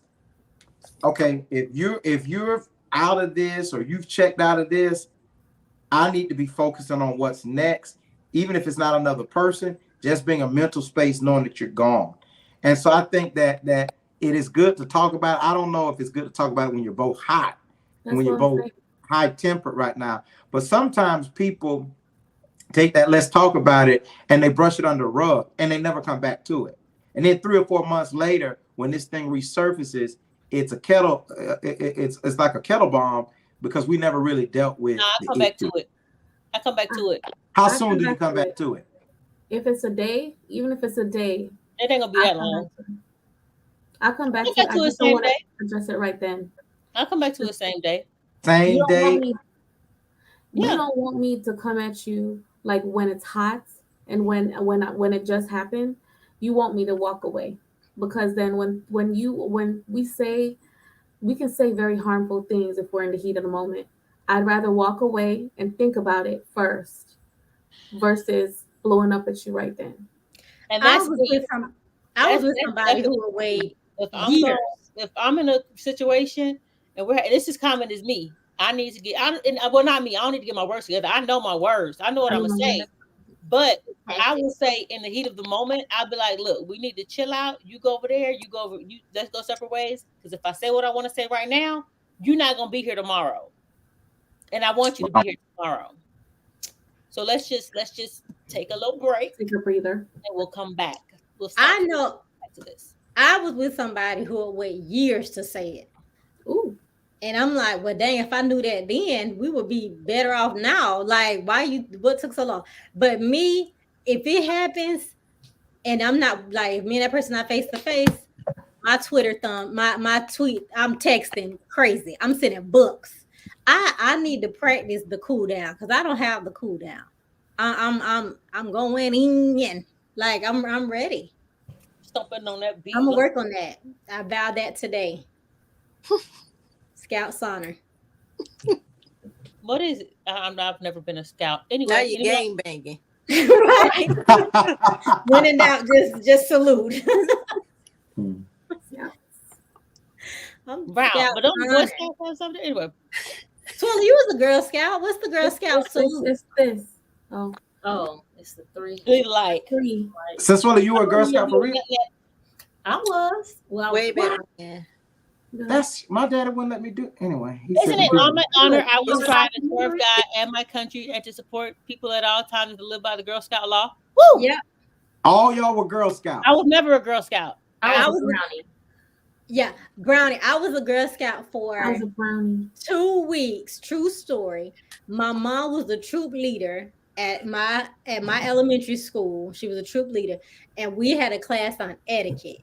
And one of the students was acting up, and my mom spanked her bottom. What? We came back for the next troop meeting, and they said, "Ma'am, you are no longer a part of the Girl Scout." For real? Yes, that's a true story. Mama got kicked out the Girl Scouts, and what? That was the end of that. You didn't have to put my mom out there like that. Hey, I was in Mama got no respect for person. She would anybody child. Yeah, elementary school. This little boy cursed. Mama popped his behind. High school orientation. It was this boy walking up the stairs and he said the D word, and Mama reached back and said, "That is enough," and popped him on his butt. Are y'all serious? You can go now. You can leave because you made me unpopular in high school. No. I ain't happy. Yes, high school. I took Mama to a talent. Okay. This is the last one. This is about to become the dude lost, and he left the stage. And you know how the doors, you have the bar, you have to, hit the bar to open it. He front kicks the door open. He hits the bar, and then he goes outside and he's shaking the golf cart, screaming and cursing. Mama comes out of there, "Young man, that's enough. That's enough." She's like in his face. And she hits him in the shoulder. "Stop making a scene." And I'm like, who's making the scene? You were him. Right. I'm like, that's the last time you hear about it. Did he stop? He did. And it was Mouse. Oh. Jermaine Brooks, if you're watching. Pull him out. Wow. Jermaine Brooks, if you're watching. I forgot the question about Mama. I can't wait to meet her. What? I guess they want to talk to Brandy, so you know what that means. Shoot your shot, homie. I'm here for it. He doesn't down. Relax. I'm gonna be the goal. Shoot. Do it again. Nothing but net. Nothing but net. All right, Trey. All Anyway, right. I believe in the cool down. And sometimes you can have the conversation at that time, but I feel for me, you can have the discussion at that time. However, if it gets to a point where I know I'm about to say something that's gonna hurt your feelings, I'm gonna be like, "Hey, bro, if I call you dude, Oh, he's shooting. He put his guns up. if I call you dude, then just let's take a break. Let's just take a break." So, dude, is your telltale? What are telltale signs that leave me alone that you give your spouse or your significant other, your boyfriend, your girlfriend, your spouse? What are telltale signs that you all use? I stopped talking. Let me leave you alone. I say things like, be great, live life. You got it. That's like, those are my three. When I'm there, I say, be great. That means I hope you get hit by a bus. Just kidding. Golly. Just kidding. Be a great speed bump. Yeah, if I stop talking, that means I'm here. Like, cause you'll see it on my face that. So Lisa, better back up. Tell for what? Like when I'm at that point where I'm like, this about to go left. You might want to just be quiet. I'm saying, dude, let it go. Dude, look, dude is the dude. If I say dude in a discussion, I'm getting to that point where your feelings gonna get hurt. I'm gonna mean what I say. I'm going to mean what I say. I just shouldn't say it. I think because mama taught us to, you can't take words back. Exactly. So I'm very careful with what I say. So I don't know, except for with my best friend X/X. But I would say I don't have a telltale, but when I say because I don't like to argue in circles. I don't like to do that. So I would say, what do you want to come out? What do you want the outcome to be? And I'll tell you if it's possible. So that's your call. That's not it. I don't think that's it either. Yeah, that's not it. I know what leaders is. What's mine? What's mine? When you start doing hand gestures like this. I was gonna say that. That's who we do that with. Yep. You know when her hands do this. Yeah, it's like certain hand gestures. For real? You're there. For real. Yeah, that's what she's done. Because it happened that one time. It happened. That one time I was having a discussion with and I'm gonna be as vague as possible with best friend, and we were sitting in the living room. Best friend asked me that question, and I said what I said, and he was like, "Oh man, I thought our relationship, blah blah." You know what I'm talking about? Mm-hmm. Everybody know. Yeah, you did. Yeah. And I was like, okay, let me step. I said what I said because you were doing that, and I stepped in to more so preserve your relationship because I ain't care about mine with him. So with best friend though, right? Yeah, it's reckless with him. Duh, everybody know that. No, that's your thing. Period. That's your thing. Oh, okay. Swallow. I'm sorry, I'm hosting. My bad. Let him do it once. Right. I don't know. I know. Give a nigga a rope. He think he a cowboy. Go ahead. Oh, she done moved you. Moved your face. You're funny, man. So you don't have a telltale sign like I'm getting ready to lose it? Oh, I'm like Dr. Jackson. Just start being quiet. Back in the day, my mouth was real reckless. I'll say, tell the truth or lie just to hurt your feelings. And I ain't care what I had to say. I was gonna take it all the way down. But what no, that's not true. I know hers too. What's mine?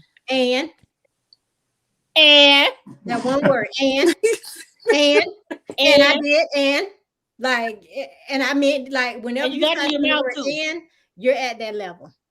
You gotta purse. You gotta firm your lips up too. And right, Dr. Jackson, you're muted. You said, I know. What did you say? She probably talking to somebody on her side of the phone. No, she's talking to herself. Yeah. She's talking to herself. She get ready to call somebody and go off now. I think my telltale, if I have... I got to see if that's true, because I don't know if I don't recall. Twella, you said and to me last week, and you know exactly what we argued about. So that is 1,000% true. Yeah. So So yeah, so while you trying to act, I can say for a fact that because that was our first time ever arguing like that. And if I could have got the way you was, we'd have been wrestling in the grass. And you know this. And I ain't lying either, cuz. I think my tell. Oh, go ahead. Go ahead. I think my telltale. I shouldn't ask the question. I wasn't expecting for me to have to answer it. So I tell people all the time I'm the nicest, sweetest guy you'll ever meet. But I'm very honest with women, and I'll say it takes a lot to get me angry, a whole lot. I don't get angry often, but when I get angry, I don't like who I am. I can say some reckless things, but my telltale is when I'm screaming, because I don't just holler and scream. And if my members weren't watching, I would say, if you hear me cuss, I've lost it. I'm not getting ready to lose it. I'm off the rails. Call the police, Willie, or my auntie Vera. Call somebody, because I've lost it. No, I don't. I disagree with yours too. What's my telltale? You get a gritty voice. What is that? Like, don't say nothing. Like, don't. Because I've said, I'm like, hey, you gotta come. You don't gotta tell me. So it's like that. You get like a tight jaw, and I'm like, oh, that's my telltale. I get low because I want you to hear every word I'm saying. So I don't like. What was that? I don't do that. I go low. What was that though? What the I want you to hear this. Yeah, I agree. It is low. I get calm too. I get calm, but real quick before you answer, SC3, since Ashley seems to know everybody's tail, what is Stelton's tail? When he's aggravated, like when he's to the limit, right? I got an assumption, but I don't know. I've never seen him to the limit, but I have an assumption. I've never been to the limit around here. That's why I said I've never seen it. So y'all can't push me that far. So what's yours? What's your tail? And real quick, I think mine is I start stuttering. I was gonna say that, Swella. That's what I was gonna say. My mind. When Swella voice can't get out fast enough. When Swella starts stuttering and her voice gets shaky and it sounds like she's not crying, but it sounds like she is. Yeah. Look out, world, because there she goes. What bonnet? SC3. SC3, what's your tail? Y'all see me fall out this chair. Just pray I make it because it's cement behind me. But go ahead. I mean, if I get pushed to the limit, which is very tough these days to push me there, I get quiet. Okay. I would say mine to be realistically is either I'm going to start quoting scripture or I'm going to cry. Like I'm going to be like I'll start crying if I'm really upset.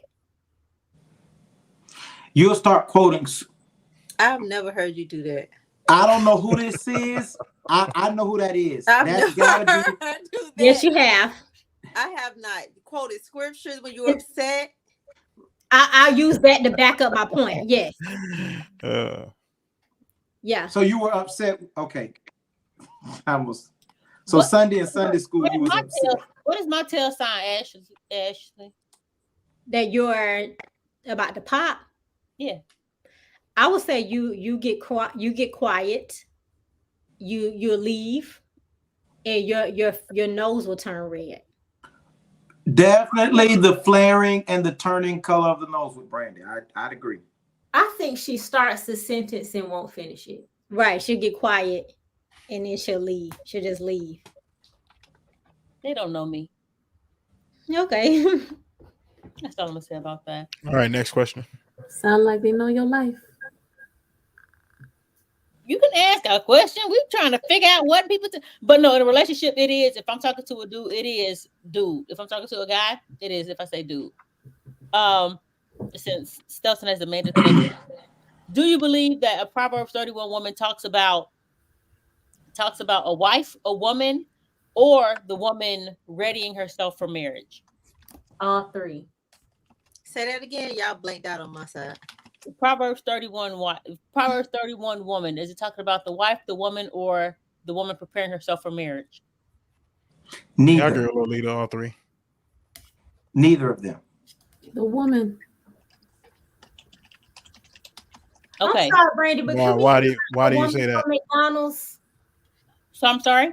Black Shear, the woman from McDonald's. I'm looking And that get up too. still. That's D. That's D got to be put that. Dwight Rowe. That's Yeah, got to D be. What put D. happened? What happened with that? That is D. So I don't want to tell this story because y'all gonna look at me different. Long story short, I went up on this lady at McDonald's. She was the assistant manager of the store.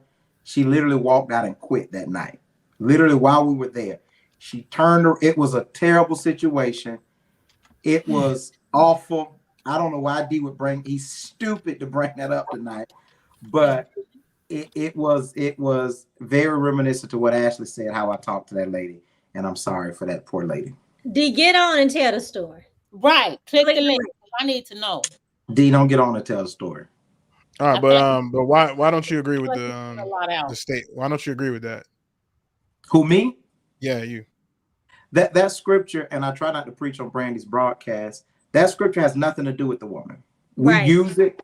We use it for the woman. That scripture literally starts off with who can find.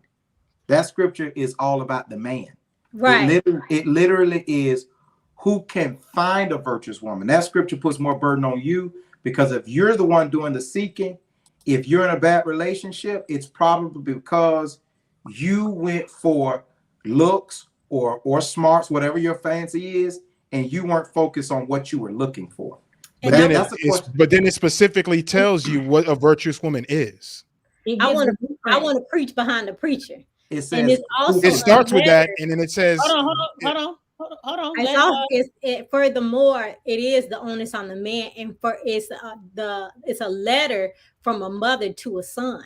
She's actually talking to her son, not to other women to be like this, but she's talking to him, and then she warns him against finding the opposite or a woman that will lure you away from your destiny, your focus.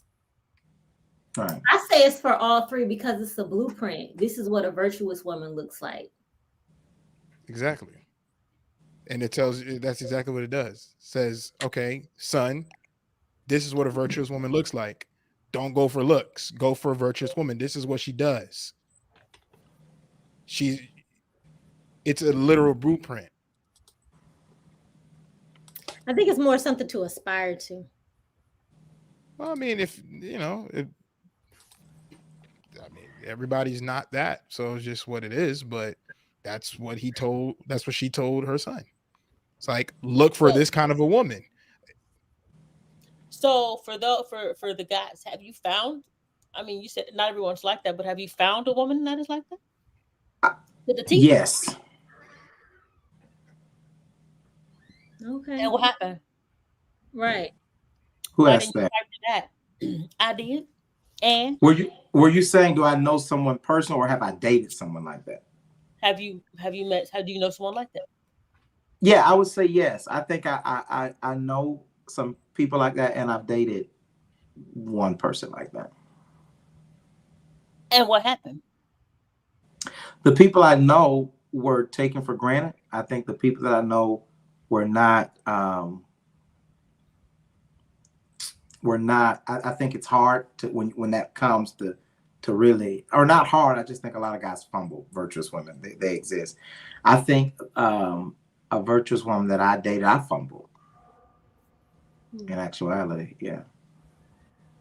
I think I fumbled because guys have it's a curse when a guy gets a good woman, because you in your mind think you look good, your talk game so good, you think that it's something in you that's causing this woman to be this great, and it's not until after it's over that you realize it wasn't you, player. That's just who she is. And this is how you realize it when it's over, because of how she treats you when it's over. How the breakup happens.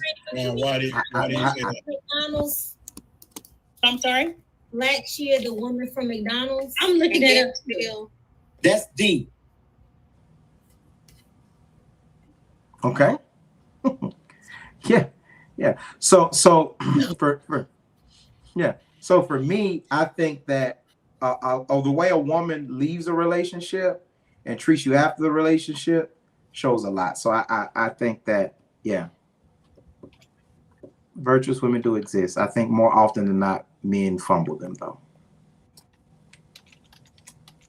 I think that's interesting, seeing how she treats you after a relationship or how he treats you after a relationship.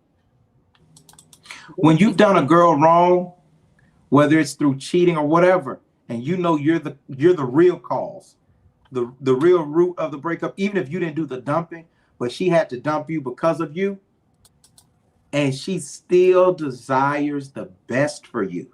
Mhm. She still desires a champion in you. She still, that's a different kind of woman. When sometimes there are women who have been cheated on by men and are hurt and can't be with you, but at the end of the day, they'll do anything they can to help you. At the end of the day, they care about your well-being. They still care about your children's well-being, even the ones that don't belong to them. That's a special kind of woman. A woman who's not bitter and angry and vindictive. That's a different thing. That she make you love her more after the breakup than you loved her while you was with her. Because you say to yourself, she's supposed to be. I know I'm supposed. When a man is honest with himself, and you know you're supposed to be blocked, and you know she's supposed to do you wrong, and she's still loving you even afterwards, and you say to yourself, here you are running around with a bald head. The girl who you left her for, or you was cheating on her with, her lace front done outgrew. She got her new growth look like she got new growth and lace front still together. When you realize that and you look back and you say, what was I left real for an illusion? That's the scariest thing that can happen to a man. When you realize You you know, I'm left not. what I'm was not. Last question, because you about to fly all the way off to the left. right. I'm about to start crying. You don't want me to answer? Baby, I'm Oh, sorry. I'm sorry, you didn't answer. Go for it. Yeah, go for it. My bad. Nah, buddy, you got 30 different stories to tell. But anyways, um, no, I They're, have not they're found. all true, and I No, won't I have contradict not found myself a on them virtuous either. woman. I'm speaking, sir. I I have guarantee not you I found won't a. contradict I am myself on speaking. any of them. I have not This is found a me virtuous overtalking woman, you to show but you I that Jay, don't I can think Jay, be that smooth, Jay, perfect Jay, God too. has also. Jay, That's what I So can do. Brandon, Jay. you're not gonna stop him when he's Am I Yeah, overtalking not me. I Jay? Jay, guarantee you, You're not gonna you'll Jay, get stop under. him I when he guarantee you, overtalking I get me. under your Jay, skin before you get Jay, under mine. Just Jay. mute him. You That's what just I guarantee. you didn't get under my skin. I You're the one guarantee it. that's upset, sir. But I as I was guarantee. saying, I have not found a virtuous woman, but I also think that God knew that I wasn't ready to receive one where I was at in my life. So Got I you. would say that I have not. And obviously, I think for me, I wasn't chasing what a virtuous woman, I wasn't looking for that, right? Hmm. Was that Brandy? No, go ahead. Yeah. I wasn't looking for a virtuous woman, you know? I was Okay. looking for the complete opposite, to be honest with you. Oh, I mean, yeah, if we're going to be honest. And so I know that God is not going to hand or put that virtuous woman in position or in front of me for me to now just ruin this woman, right? hmm, okay. So now you're looking for the virtuous woman. I mean, it's not so much looking, it's much more preparing myself so when a virtuous woman does appear, I'm able to be in a place of being able to receive that. Okay. So my last question for the night is love enough? No. Elaborate. The Why not? commitment. Because it's the what's the most important thing is the commitment. Because sometimes you're with somebody and that you might go through a situation where you don't even like this person. Because you're not gonna love is not enough sometimes. It's just not enough. Okay. It's your commitment to the covenant of the marriage or to commitment to the marriage itself. What the marriage means to you. No. Lolita, Ashley both said no. Since well as Stolson and Jay didn't answer. I think respect weighs more than love. Like I want to I agree. respect. Bingo. I agree. Okay. I think love cannot be underestimated though, because I think love will make you take things that I'm trying to plug my iPad up here. Love will make you take things that you wouldn't normally deal with. And I think that if love is the foundation, you can always get back. I think when you really love somebody, it's hard to let that go. Extremely. Mm-hmm. Yeah, I will agree with But is what love Lolita enough? said. I would say that respect and the things that come from love is more important than love itself, because that's how you show people or the person that you're with that you love them. It's the respect, it's the honoring of them, it's the putting yourself ahead of them in certain, obviously in most situations, and that's probably the most difficult thing, because that involves you being a person, being less selfish, right? And it's tough, especially if you've been in a situation where you've been hurt, you've been in a situation where you put other people before you, and they constantly uh, they constantly take advantage of that. But I think when we look at what love is, doing those things is more important than love itself, because ultimately that's how you show love. And we also have to look at the definition of what love is, because everybody's definition of love can be a little different as well. Because even if you read the or if you Michelle Obama, when she was talking for 10 years of her marriage, she didn't even like her husband. She couldn't stand him. I don't think we get to choose the definition of love. I think we can say that I was okay with accepting lackluster love, or I didn't show what real love is. I don't think we get to choose the definition of love. I don't think love looks different. I think love is love, and I could say that my reception of it I modified, and my giving it out I modified. But love is Right. love. I agree. It's how we show love and how we accept it that differs. I think love is not enough. Actions matter. Um, Time matters. There's a lot of stuff that matters. This relationship is not going to survive just because I love you. There are many other working parts to this relationship, not just love. Because if that were the case, a lot of people would still be together, or they'd be in a relationship with multiple. I remember praying in a relationship, and I wasn't even married to this person. But I remember praying, I want to love them like God loves the church. And God has, that's what we're instructed to do for marriage. And God has many emotions that He shows to the church. He has a side of anger. So people think when anger shows up that it's not love. That's a part of it. For me, I don't think when you really love somebody, I'm talking about love, you love their life. I don't know if that person, I don't know if it cannot not be enough, if that makes sense. It's got to be enough. If all else falls, and maybe not enough for the relationship to be strong, but I don't see how you can ever really fall out of love with somebody that you ever really loved. I agree. I think you love them forever.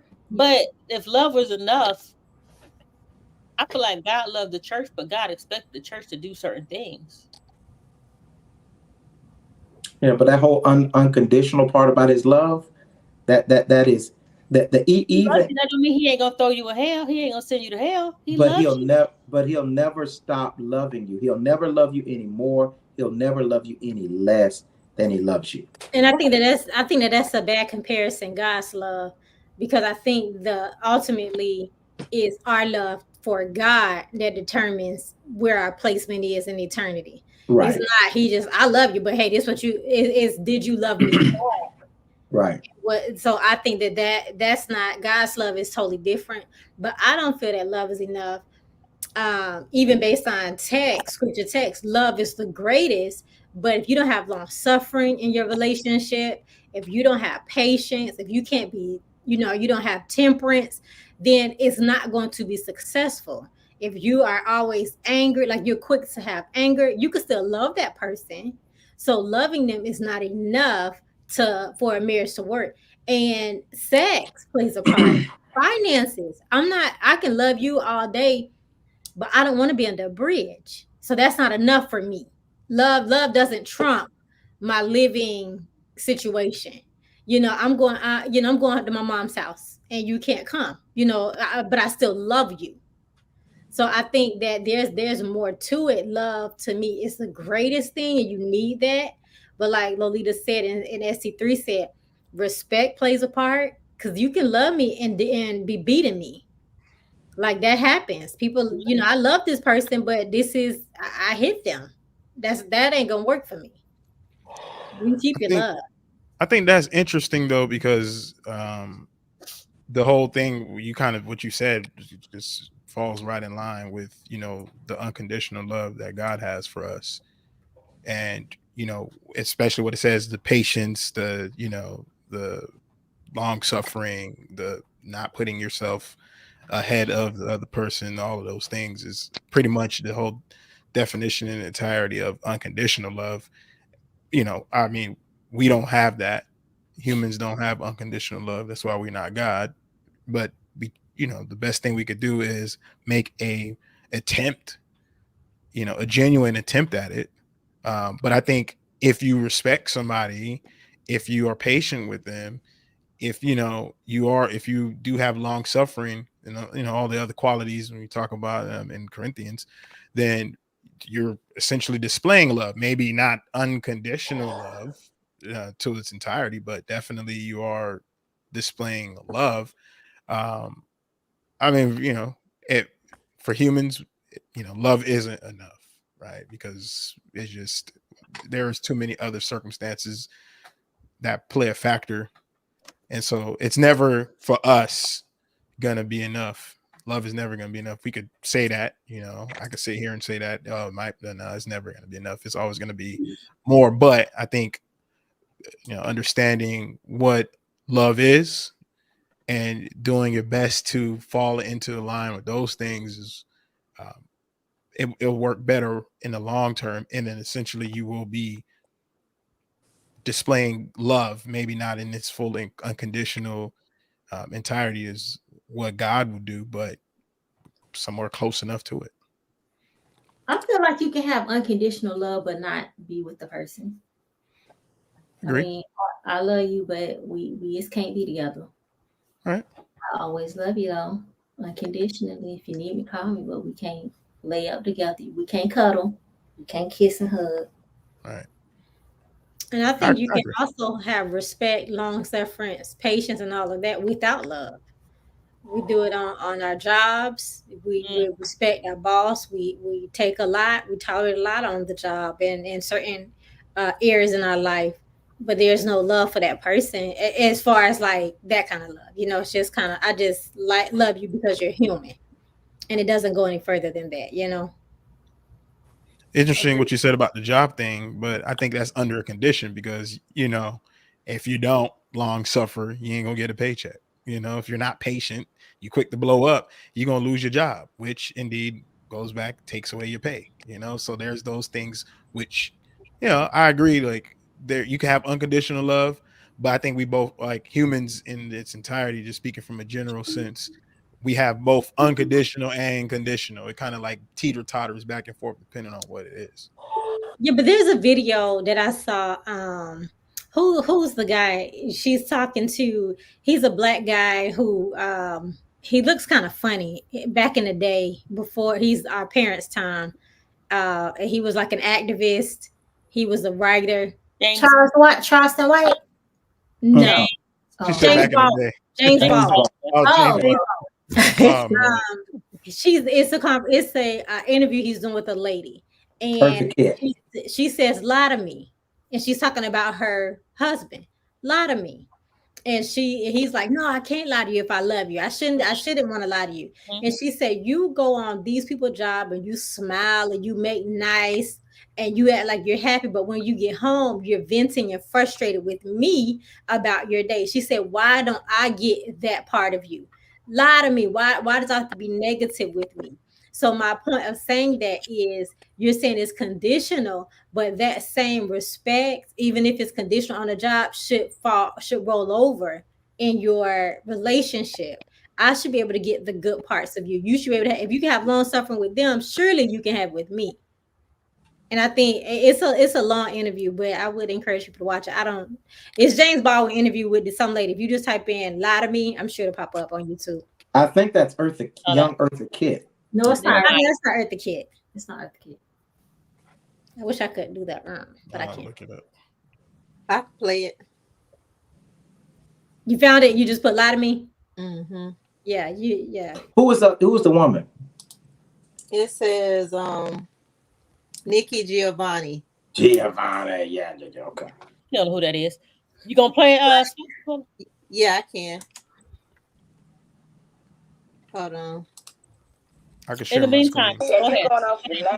Okay. Hold on. I love you. I can't love. While you're waiting, while you're commenting, while you're laughing at something somebody just said, please be kind and share the show to your page. Thank you for the support, and we look forward to doing more. Of course you lie to me, and I don't even want to. Start it over, Susola. Huh? And why you gonna be truthful with me when you lie to everybody else? Start it over. She said. You Oh. lied when you smiled at that cracker. Oh, no, she didn't. Well, she says it. If I love you, I can't lie to you. Of course you can lie to me, and you will. If you love me and you're going off with Maddie someplace, you're lying to me. Because what the hell do I care about the truth? I care if you're there. But Billie Holiday say, hush now, don't explain.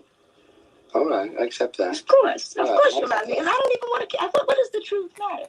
And why are you going to be truthful with me when you lie to everybody else? You lied when you smiled at that cracker down the job, right? Lie to me, smile. Treat me the same way you would treat him. I can't treat him. You must. You must. Because I've caught the frowns and the anger. He's happy with you. Of course he doesn't know you're unhappy. You grin at him all day long. You come home and I catch hell because I love you. I get least of you. I get the very minimum. And I'm saying, fake it with me. Is that too much of the black woman to ask of the black man? For 10 years so that we can get a child on his feet that says, yeah, father smiled at me.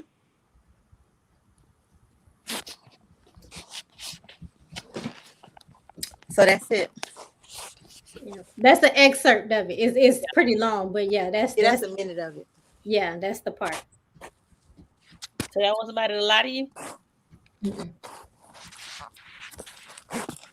I don't want just your anger. I don't want just the negative parts of you. I want you to put on. Yeah, if it sometimes you might need to smile, or if I'm in my feelings, don't jump in your feelings with me. You might need to swallow your feelings and your pride for the sake of this. So yeah, sometimes I do need you to lie to me. And then maybe after it's settled down, we can have a conversation about the part that you didn't agree with or whatever.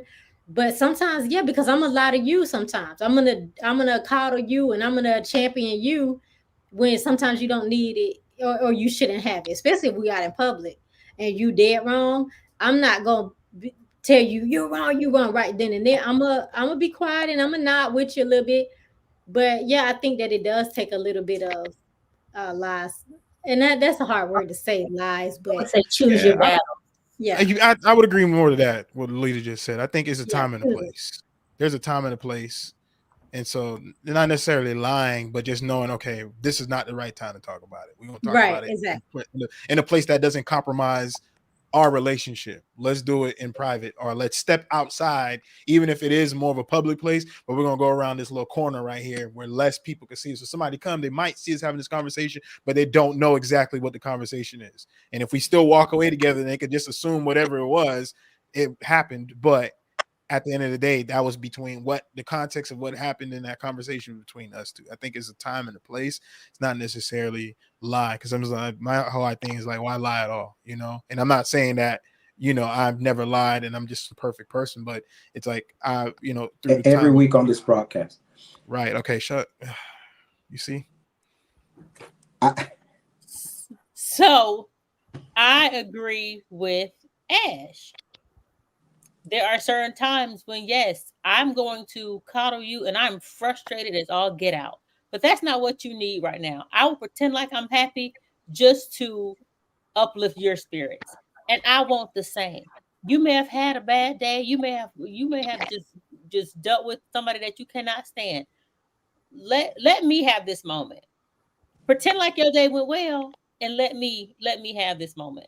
So I completely agree. Completely agree. I think that takes a certain kind of awareness to read the room. And I think that men don't have it as good as women when it comes to reading the room. Like a woman can know when she needs to be apprehensive. You know, maybe this isn't the time, this, that, another. I had a friend and literally, I remember saying something and she said, I'm doing the best I can. And just hearing her say that made me realize the weight that she was under. And you see it a lot of times with women when they're pregnant. You can say something that is normal any other time, but at this time, they're over it. They start crying or all kind of stuff happen. But you just have to be aware. I think it takes us, and you have to practice. Love doesn't automatically make you aware of a person. You can love someone and not be aware. I think that's interesting to hear you say that because you're saying it takes a special type of person to wear whatever. And I'm not making this a man woman issue, but a lot of black men require that lie for them and for you to be there and supportive and to understand. So sometimes it is a lie. Oh yeah, I get it. Yeah, you right or whatever. But then it's like, but you don't know how to do it. You know what you want done for you, but you don't know how to do it. And it's almost like a skill you can't even develop. Y'all can't develop that skill. What skill is this? Yeah, I was gonna say what skill? Of reading the room. Okay, well, I want to say this: what's true for one man ain't true for every man, and I just want to just make that clear. Just as we're speaking here now, as far as me, I'm aware. I pay attention to what's going on around me. That's why it may seem confusing when I say certain things, but these are things that I'm paying attention to. These are things that I'm observing. I sit around more so quiet than speaking in a lot of situations outside of this because I'm paying attention, and this is what I'm doing right here. If I'm not speaking as much, I'm paying attention. That's called reading the room. Now, once again, what's true for one man is not true for every man.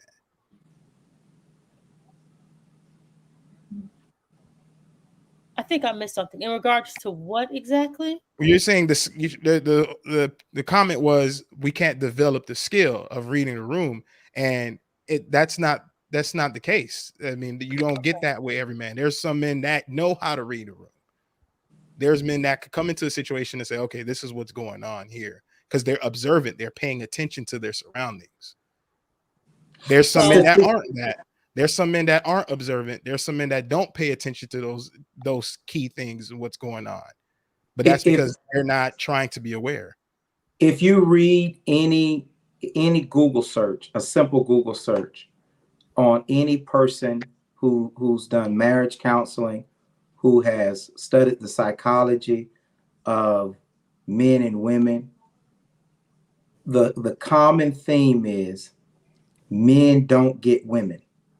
They use the example all the time. If a man is flying a plane, he flies, he lands right on the landing strip.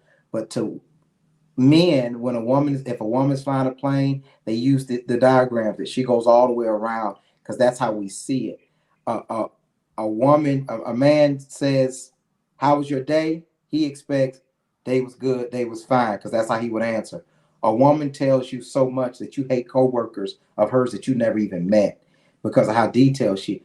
We need help reading the room. That's a exactly. How does that relate to reading the room? Did you just see what I said? I heard what you say, but how does that relate to reading the room?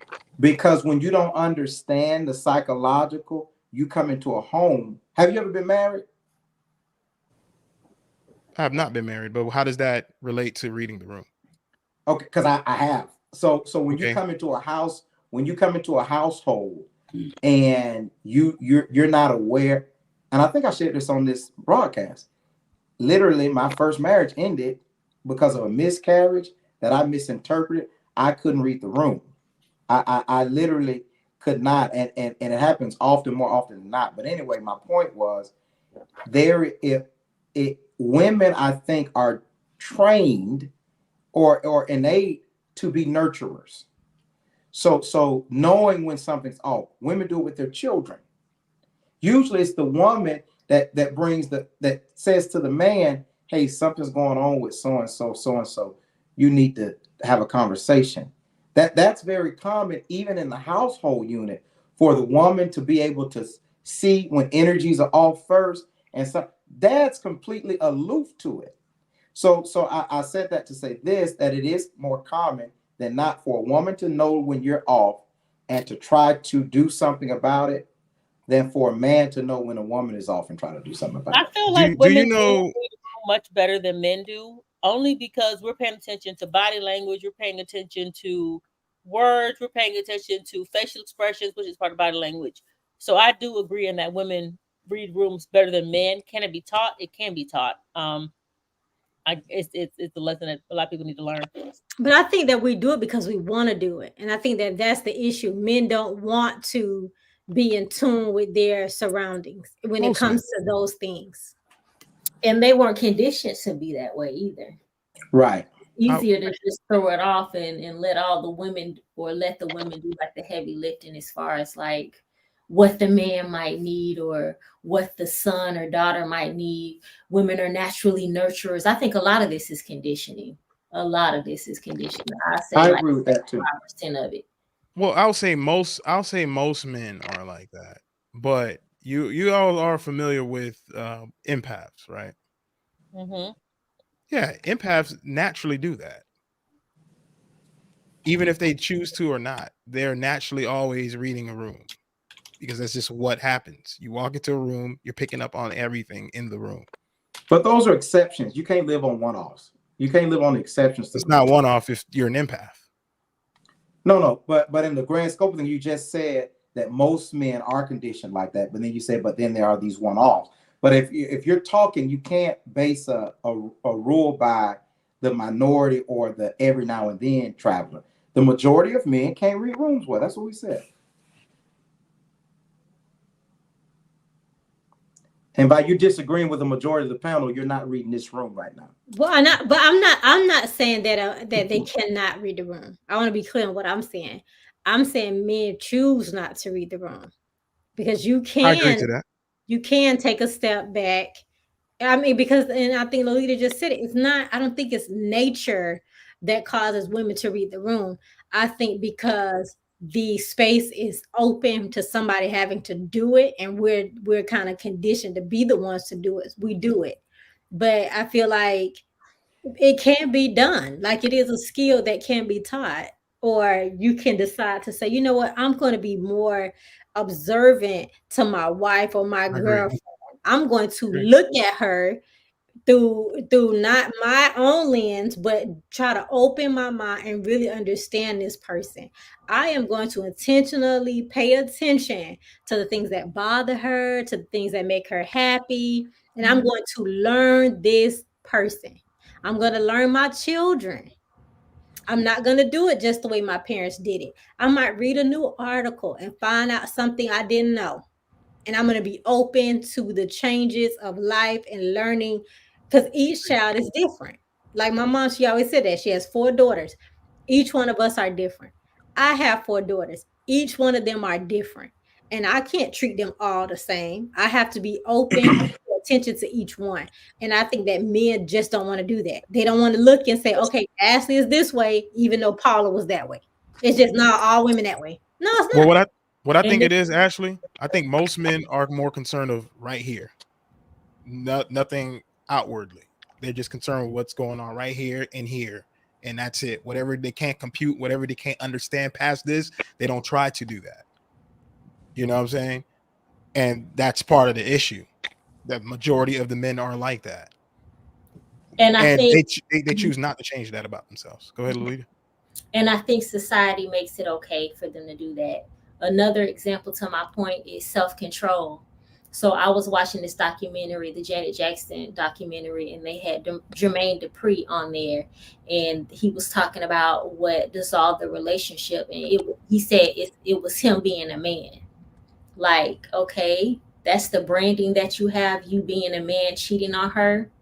And it's like, if we can condition men to have self-control, I mean, if you look at all these TikTok videos, they basically doing the same thing. So society can condition us to be better men, better husbands, but if for some reason society is choosing not to, and I believe because this is a man created society for men, and they have every excuse to not do the heavy lifting, and the burden is usually on the woman, and Well, that's exhausting. and I think the biggest issue in that is that most people are following society, you know, and so if society says this is what a man should be, then that is what most men will do, is what society tells them to do.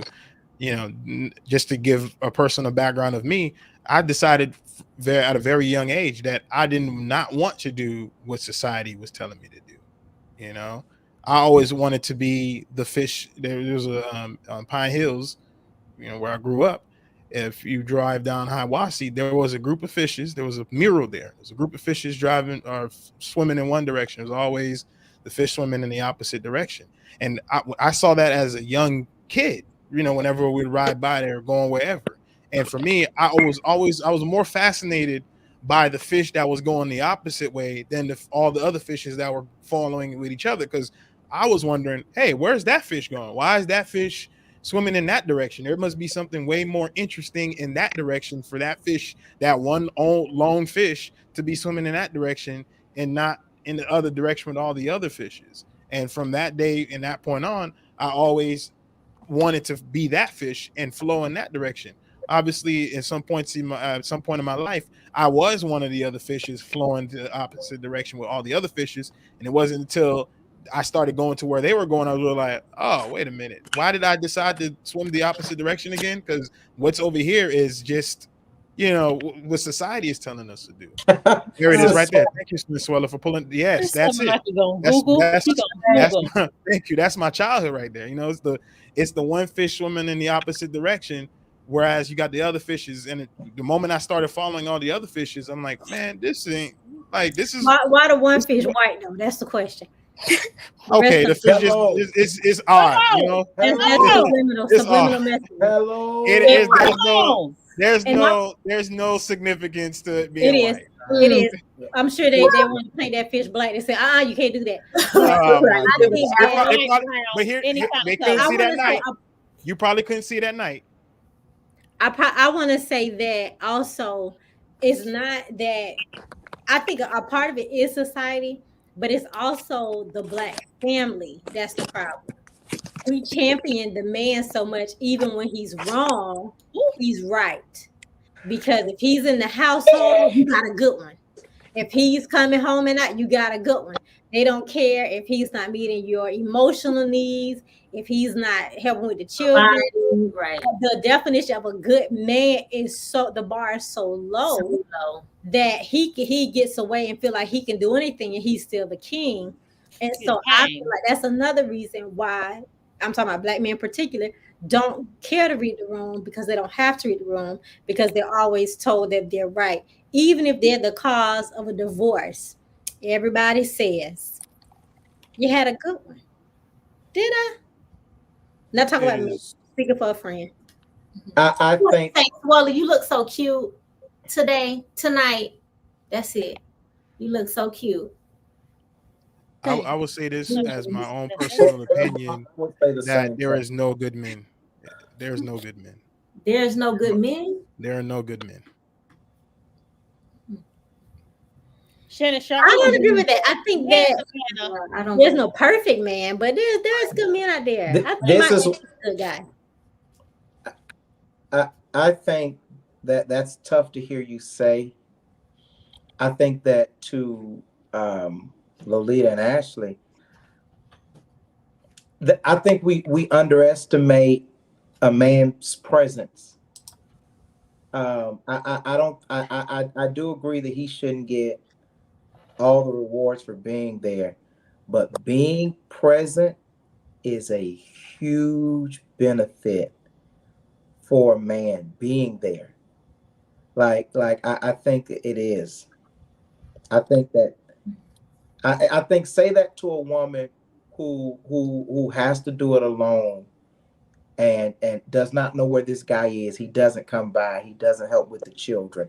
He's not present. She's always the good and the bad parent. I think presence cannot be overestimated.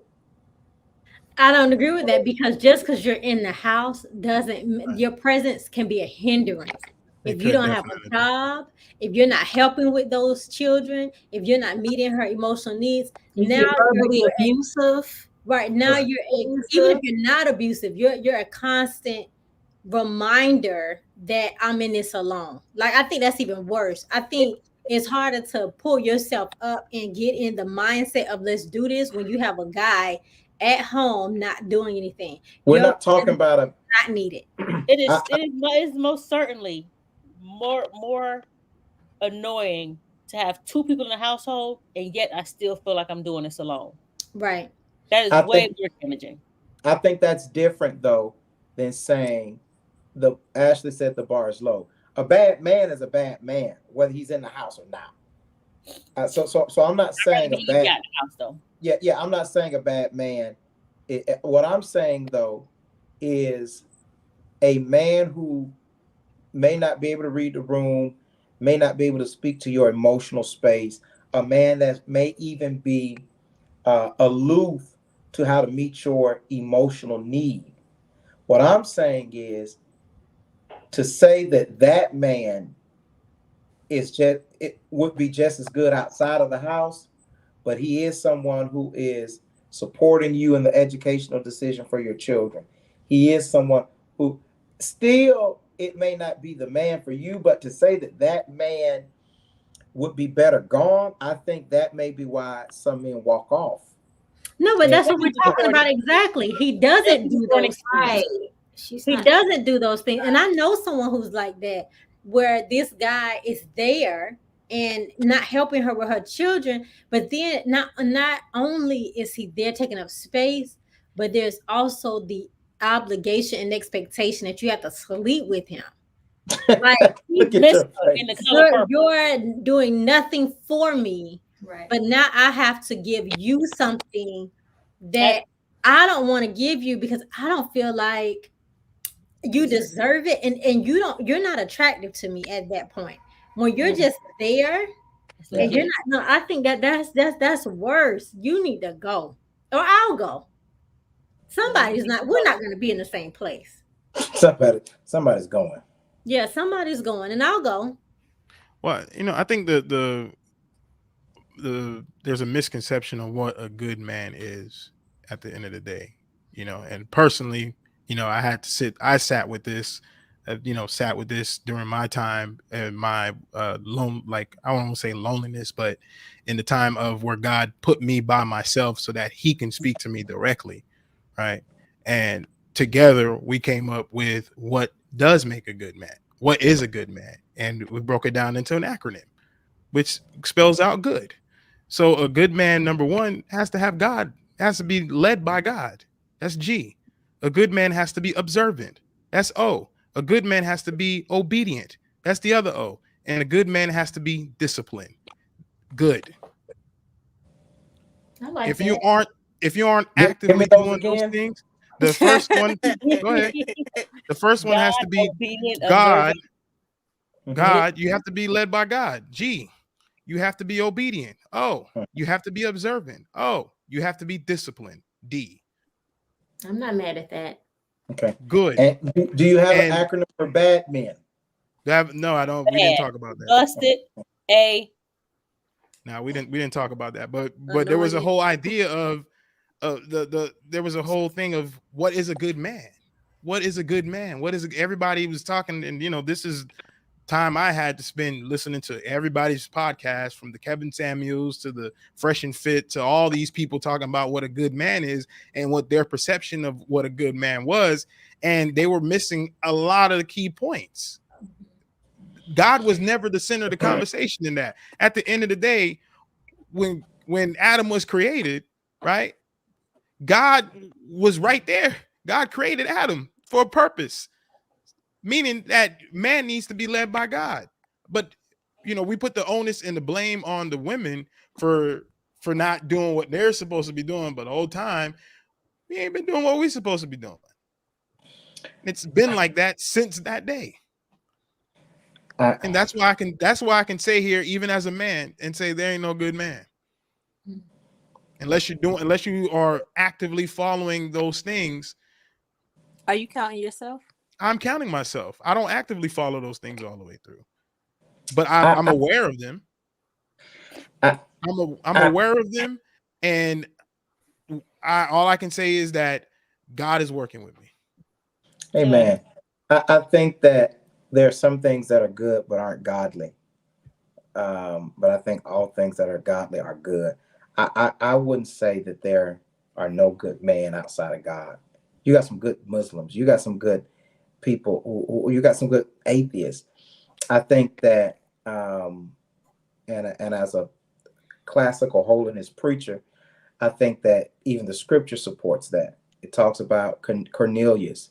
And Cornelius was a Gentile that didn't believe in God, but the Bible called him a good man. You know what I mean?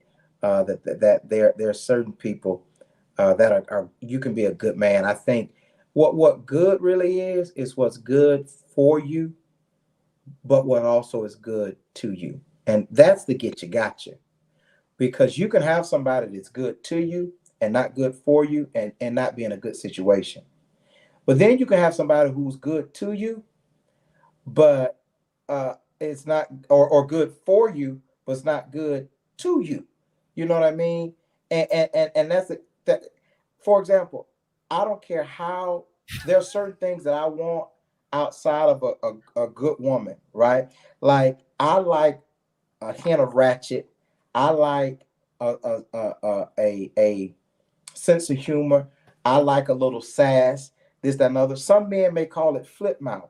I don't like dumb and subservient and everything. Gerard say, yes, I that wouldn't work for me. Some men call that a good woman.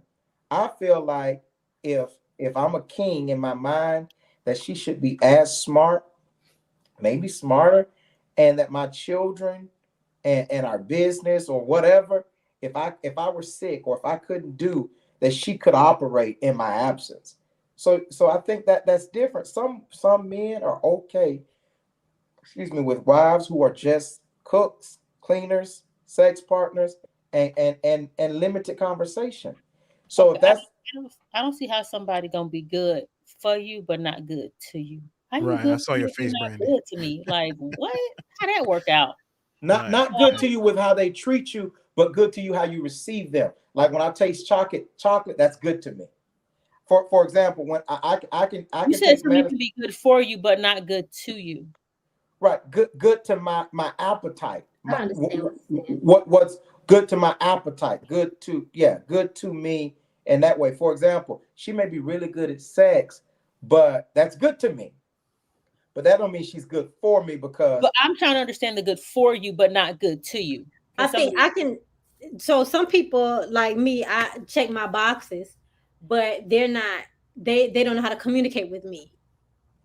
So they're good on paper. It gotcha. was a good Okay. match. He's yeah, good for me, but he's not good to me. He doesn't meet certain internal correct, needs for me. correct. So wouldn't that But just love mean it's y'all. not I'm good gonna for go you? because I got an early meeting in the morning. Go I ahead. mean, I was just saying, wouldn't that just mean that they're not good for you? I think Mm-mm. that's where it gets a little convoluted in that, where it's like, oh, it's good to me, but not good for me. But then it's just not good for you. If it's not doing what it's supposed to do for you, then it's just not good for you. I think that's where we get lost. We get lost in what the idea of good is. You know, someone said this to me and it made so much sense, and I've been sticking to it, and I'm going to continue to stick to it. The only good in us is God. The only way we can operate in any kind of good, because if God wasn't present, then man, you know what I'm saying? Even just to Right. speak to, to earlier, just the back and forth that me and Gerard were experiencing just earlier in this podcast.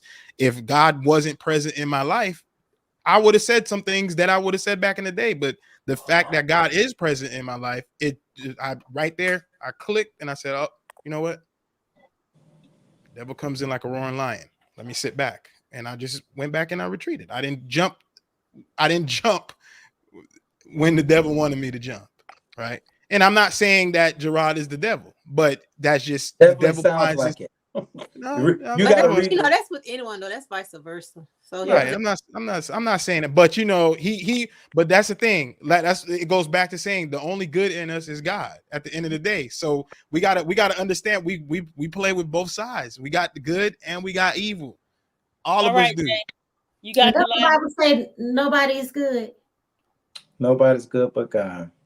Nobody's good but God. And the fact that, you know, I'm just going out on a limb here. The fact that I believe that all of us are God serving people and that we have accepted, you know, Jesus Christ as our savior, and that we do have that presence of God that keeps us from committing as much evil as the next person. So it's easy for us to say, oh yeah, well, I'm not as bad as that person. But at the end of the day, you're still bad. The only thing that makes you look good is the fact that you got God present. Go ahead, Jay. You're the last one. I might have something to say. Oh, okay. Well, Jay, Lolita, and then Siswella. Go. I'm just checking. No, I think that I think when the scripture says no one is good but God, it deals with in relationship to him. It says at one point that our righteousness is as filthy rags, meaning relative in comparison to God. I don't care how good you are on earth, next to him, even you on your best saved day, you crossed every T, dotted every I. Once I put you next to him, you look filthy. You're raggedy. You're raggedy. Your righteousness, your goodness is as filthy rags compared to a holy God. That's how high his standard of holiness is. We'll never meet that standard down here. I guarantee you won't. I don't care what you refrain from, what you abstain from. You will not meet God's requirement for holiness. That's why Jesus came to meet it. I think that as far as our goodness is concerned, there's an old lady and she used to say, there's so much good, there's so much bad in the worst of, there's so much good in the best of us and so much bad in the worst of us that it behooves none of us to talk about the rest of us. And literally I think that's where I am with it. I think that there's good in some, there's good in all. You and I have to determine what's good for us. Some women can't be with a man that cusses. Like it's a complete turn off. Some women I know, and it has nothing to do with their religion. They can't be with a man that comes home from work and has a beer or two after work. You know, they can't deal with it. But it's some women, when he comes home, they're gonna grab his house shoes and they're gonna go get the beer and pop it open for him. So you have to learn what works for you. I think that's the damaging part when we try to make men and women cookie cutter. There is 1000% okay with you communicating and finding out what works for you and you locking in what works for you, even if it won't work for your mama, your cousin, or your sister. Okay, Lolita. Oh no, I was just joking. I know. Siswella. I just want to say this whole sitcom thing was very mentally draining and depressing for me. I just want to throw that out there. And also, do have a question. How long should a person fight for a relationship? Or, yeah. But first, why and how is it mentally draining? Was it mentally draining? It's a personal thing. Oh, okay. I just want to say before we answer your question, I'm sorry to hear that. Not sorry for it, but I'm sorry. I love you, friend. Yes. I'm hugging you through the internet right now, away from. Hey, get off my sister. All right. My hands were above the hip. What was your question? How long should you How fight long should a person fight for a relationship? Until you take care of all of your shouldas.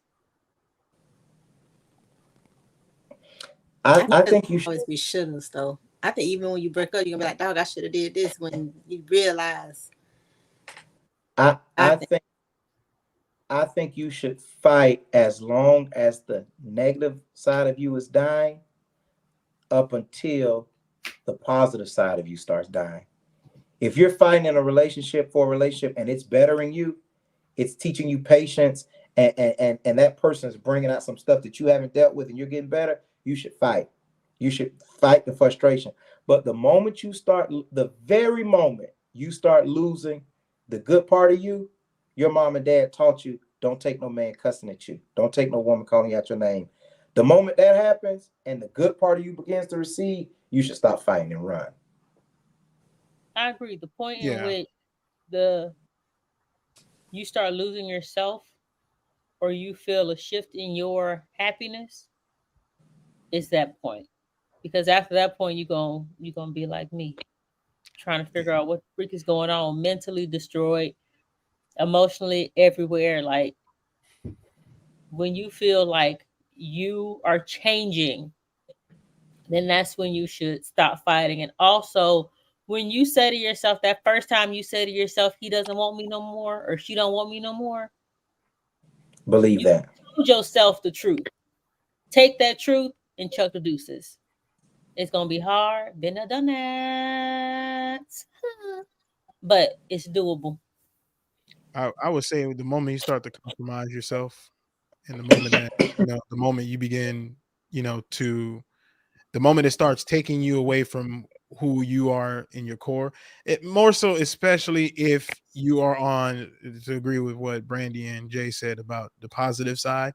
And I'm gonna take this obviously, because we're all here, walking our own paths. And God, the moment it starts taking you away from that, you're off your path. The moment it starts taking you off your path and putting you in a position where you're doing things that in your spirit is like, hey, you shouldn't be doing that. Because I said this before, everybody has an inner guidance system built in, that's God. And when it's telling you shouldn't be doing it, you just kind of ignore it. You turn it off and you just press mute on the play-by-play thing that's telling you, hey, go this way. The moment you feel that thing telling you not to go there and you start to go there, that's the moment you need to just get out, because it's no longer, it's only going to be worse from there, and it's only going to leave you with the dang, I shouldn't have, because the shoulda, woulda, couldas could be on that side too. I shouldn't have did that.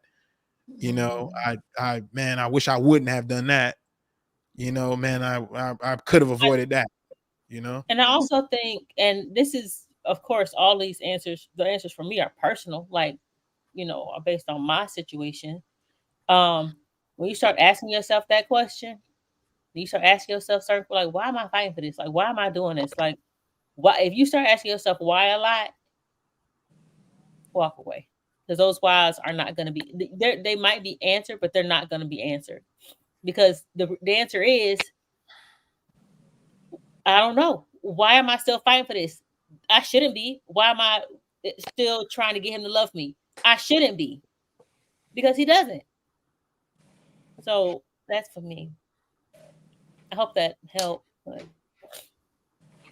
Yeah, it was just a question. And then also, I feel like, I am the oldest one on this live. Are you? They are what's one at two. How are you? I am. Hi.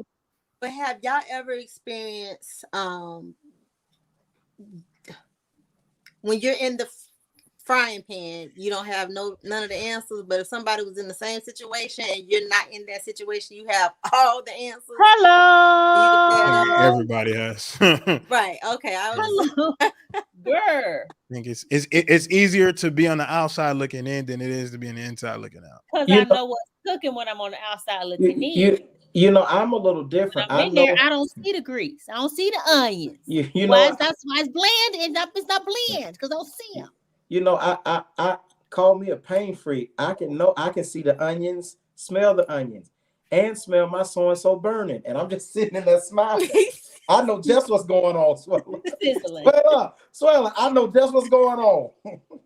Yeah, I think I'm pretty aware of that's tough though. I think it's tough because when you love, love don't turn on and off like a light switch. If it did, it would be so easy. And I think it's like it's akin to being addicted to drugs. They explain that the reason that you chase the high is because the very first time you hit that crack, you get so high, and now you're selling your mama TV trying to reach that high, and you'll never get it again. Sometimes when somebody shows you amount of love, and you know that even if they was faking, they can do it. And when that person decides not to do it anymore, you running like a crackhead at night, looking under people's cars for a rock. I said, Brandy, You're looking for a rock. Crackhead. You're looking for a rock trying to get back to what you know they can give. You know they can give it to you. What? Well, I'm confused. you know, I'm confused. to that point, hold on, Stelson. Hold on, for what that got to do with her question? What crack got to do with her saying, "Do you?" Why is it that we can answer questions to problems that other people have, but we can't answer the ones that we have? Because you're a crackhead. Hello, when you're in it, you know what's going on, but you so hooked on crack. A crackhead is irrational. You have to say it like that. You have to say it like that. Okay. Yeah, a crackhead. I think it's just I think it's just, you know, on it, what it really boils down to is you haven't done the work within yourself, so you're trying to have that person fill in those missing parts of you, right? So to piggyback off of Jay's example of, you know, if that person's giving you so much love, then when they take it away from you, you're gonna be running after them to get it. Well, you first have to know that you have to be able to give yourself that love first, right? How do you give yourself that love without actually giving it to yourself? You're going to always be searching it. You're going to always be looking for that in other people.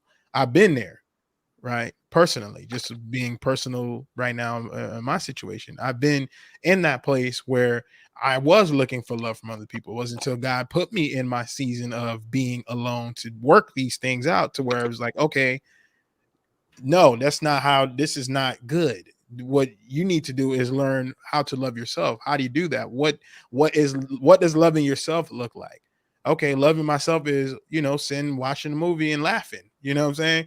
Talking through the movie, right? You're like, oh man, it's funny. You know what I'm saying? Sitting down playing video games, you know, sitting down cooking, you know, playing here in my studio, these different things. I found out what that love looks like to me. So the moment I don't get that love from somebody else, I don't need it from them, right? And honestly, that's where you really start to find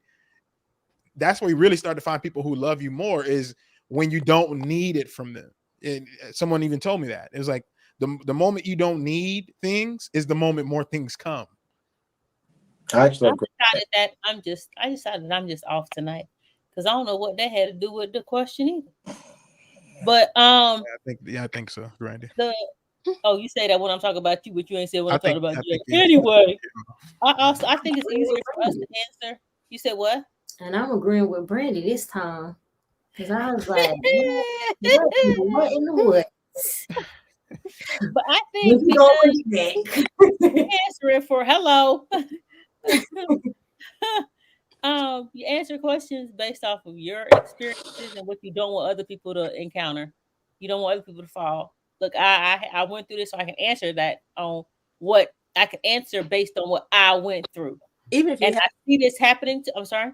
I think even if you haven't been through it, you'll be able to be like, I would do this, or yeah. Based off of, is it based off of things you've seen though in other people's relationships, or how you believe you would interact within that situation? But it's definitely ain't got nothing to do with crack or loving on yourself. But well, it's what you would. Honestly, Randy, what it is what you believe you would do if you were in that situation. Yeah, that's essentially what it boils down to.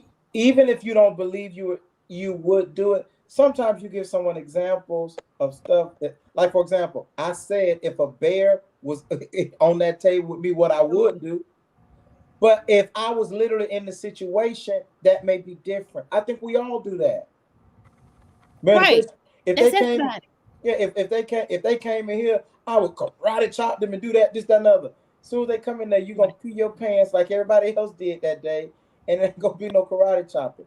Oh, one last story, and I'm done. Oh, Lord. There were these two black guys, and they got pulled over by this white police officer. Talk faster though. So what? Talk faster though. They got pulled over by the white police officer, and the white police officer was talking to the driver, and the driver was stuttering. The white police officer slapped him right in the face. So then the white police officer walked around to the passenger side of the car and slapped the passenger. And the passenger said, "Officer, I just got a question. I wasn't driving. What you slapped me for?" He said, "Because I knew when you got down the road, you were going to say, man, I wish that cracker would have slapped me." That's how people are. That's the point of my story. People always tell you what they would do. They ain't gonna do that. And I think all of us been in situations where we've been in love and did crazy things to try to get it back. That was a good one. I'm sorry, Lolita, what'd you say? I said, I think all of us have been in situations where we've been in love and we've done crazy things to try to get it back.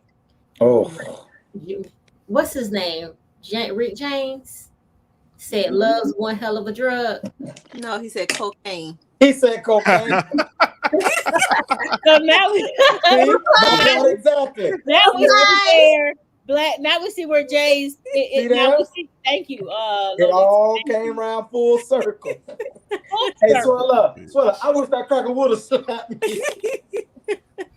But let me just clarify real quick. I'm not going through anything like that, but I am going through a situation. So it's nothing like what you ain't even gotta explain that. I'm just because I know everybody gonna be like, oh, so what's going on? Well, I can help you though.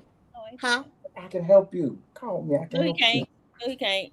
Crack his way. Anyway, I'm fighting myself in this instance. Fighting everything I normally I'm fighting me. Good for you. Shoot. That's a good fight. Good for you. That's a good fight. And it's a struggle. It's gonna be a struggle, but at the end of the day, you just can't quit.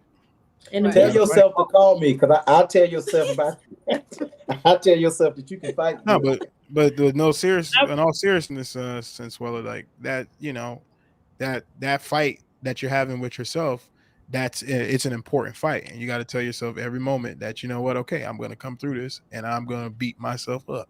Hallelujah.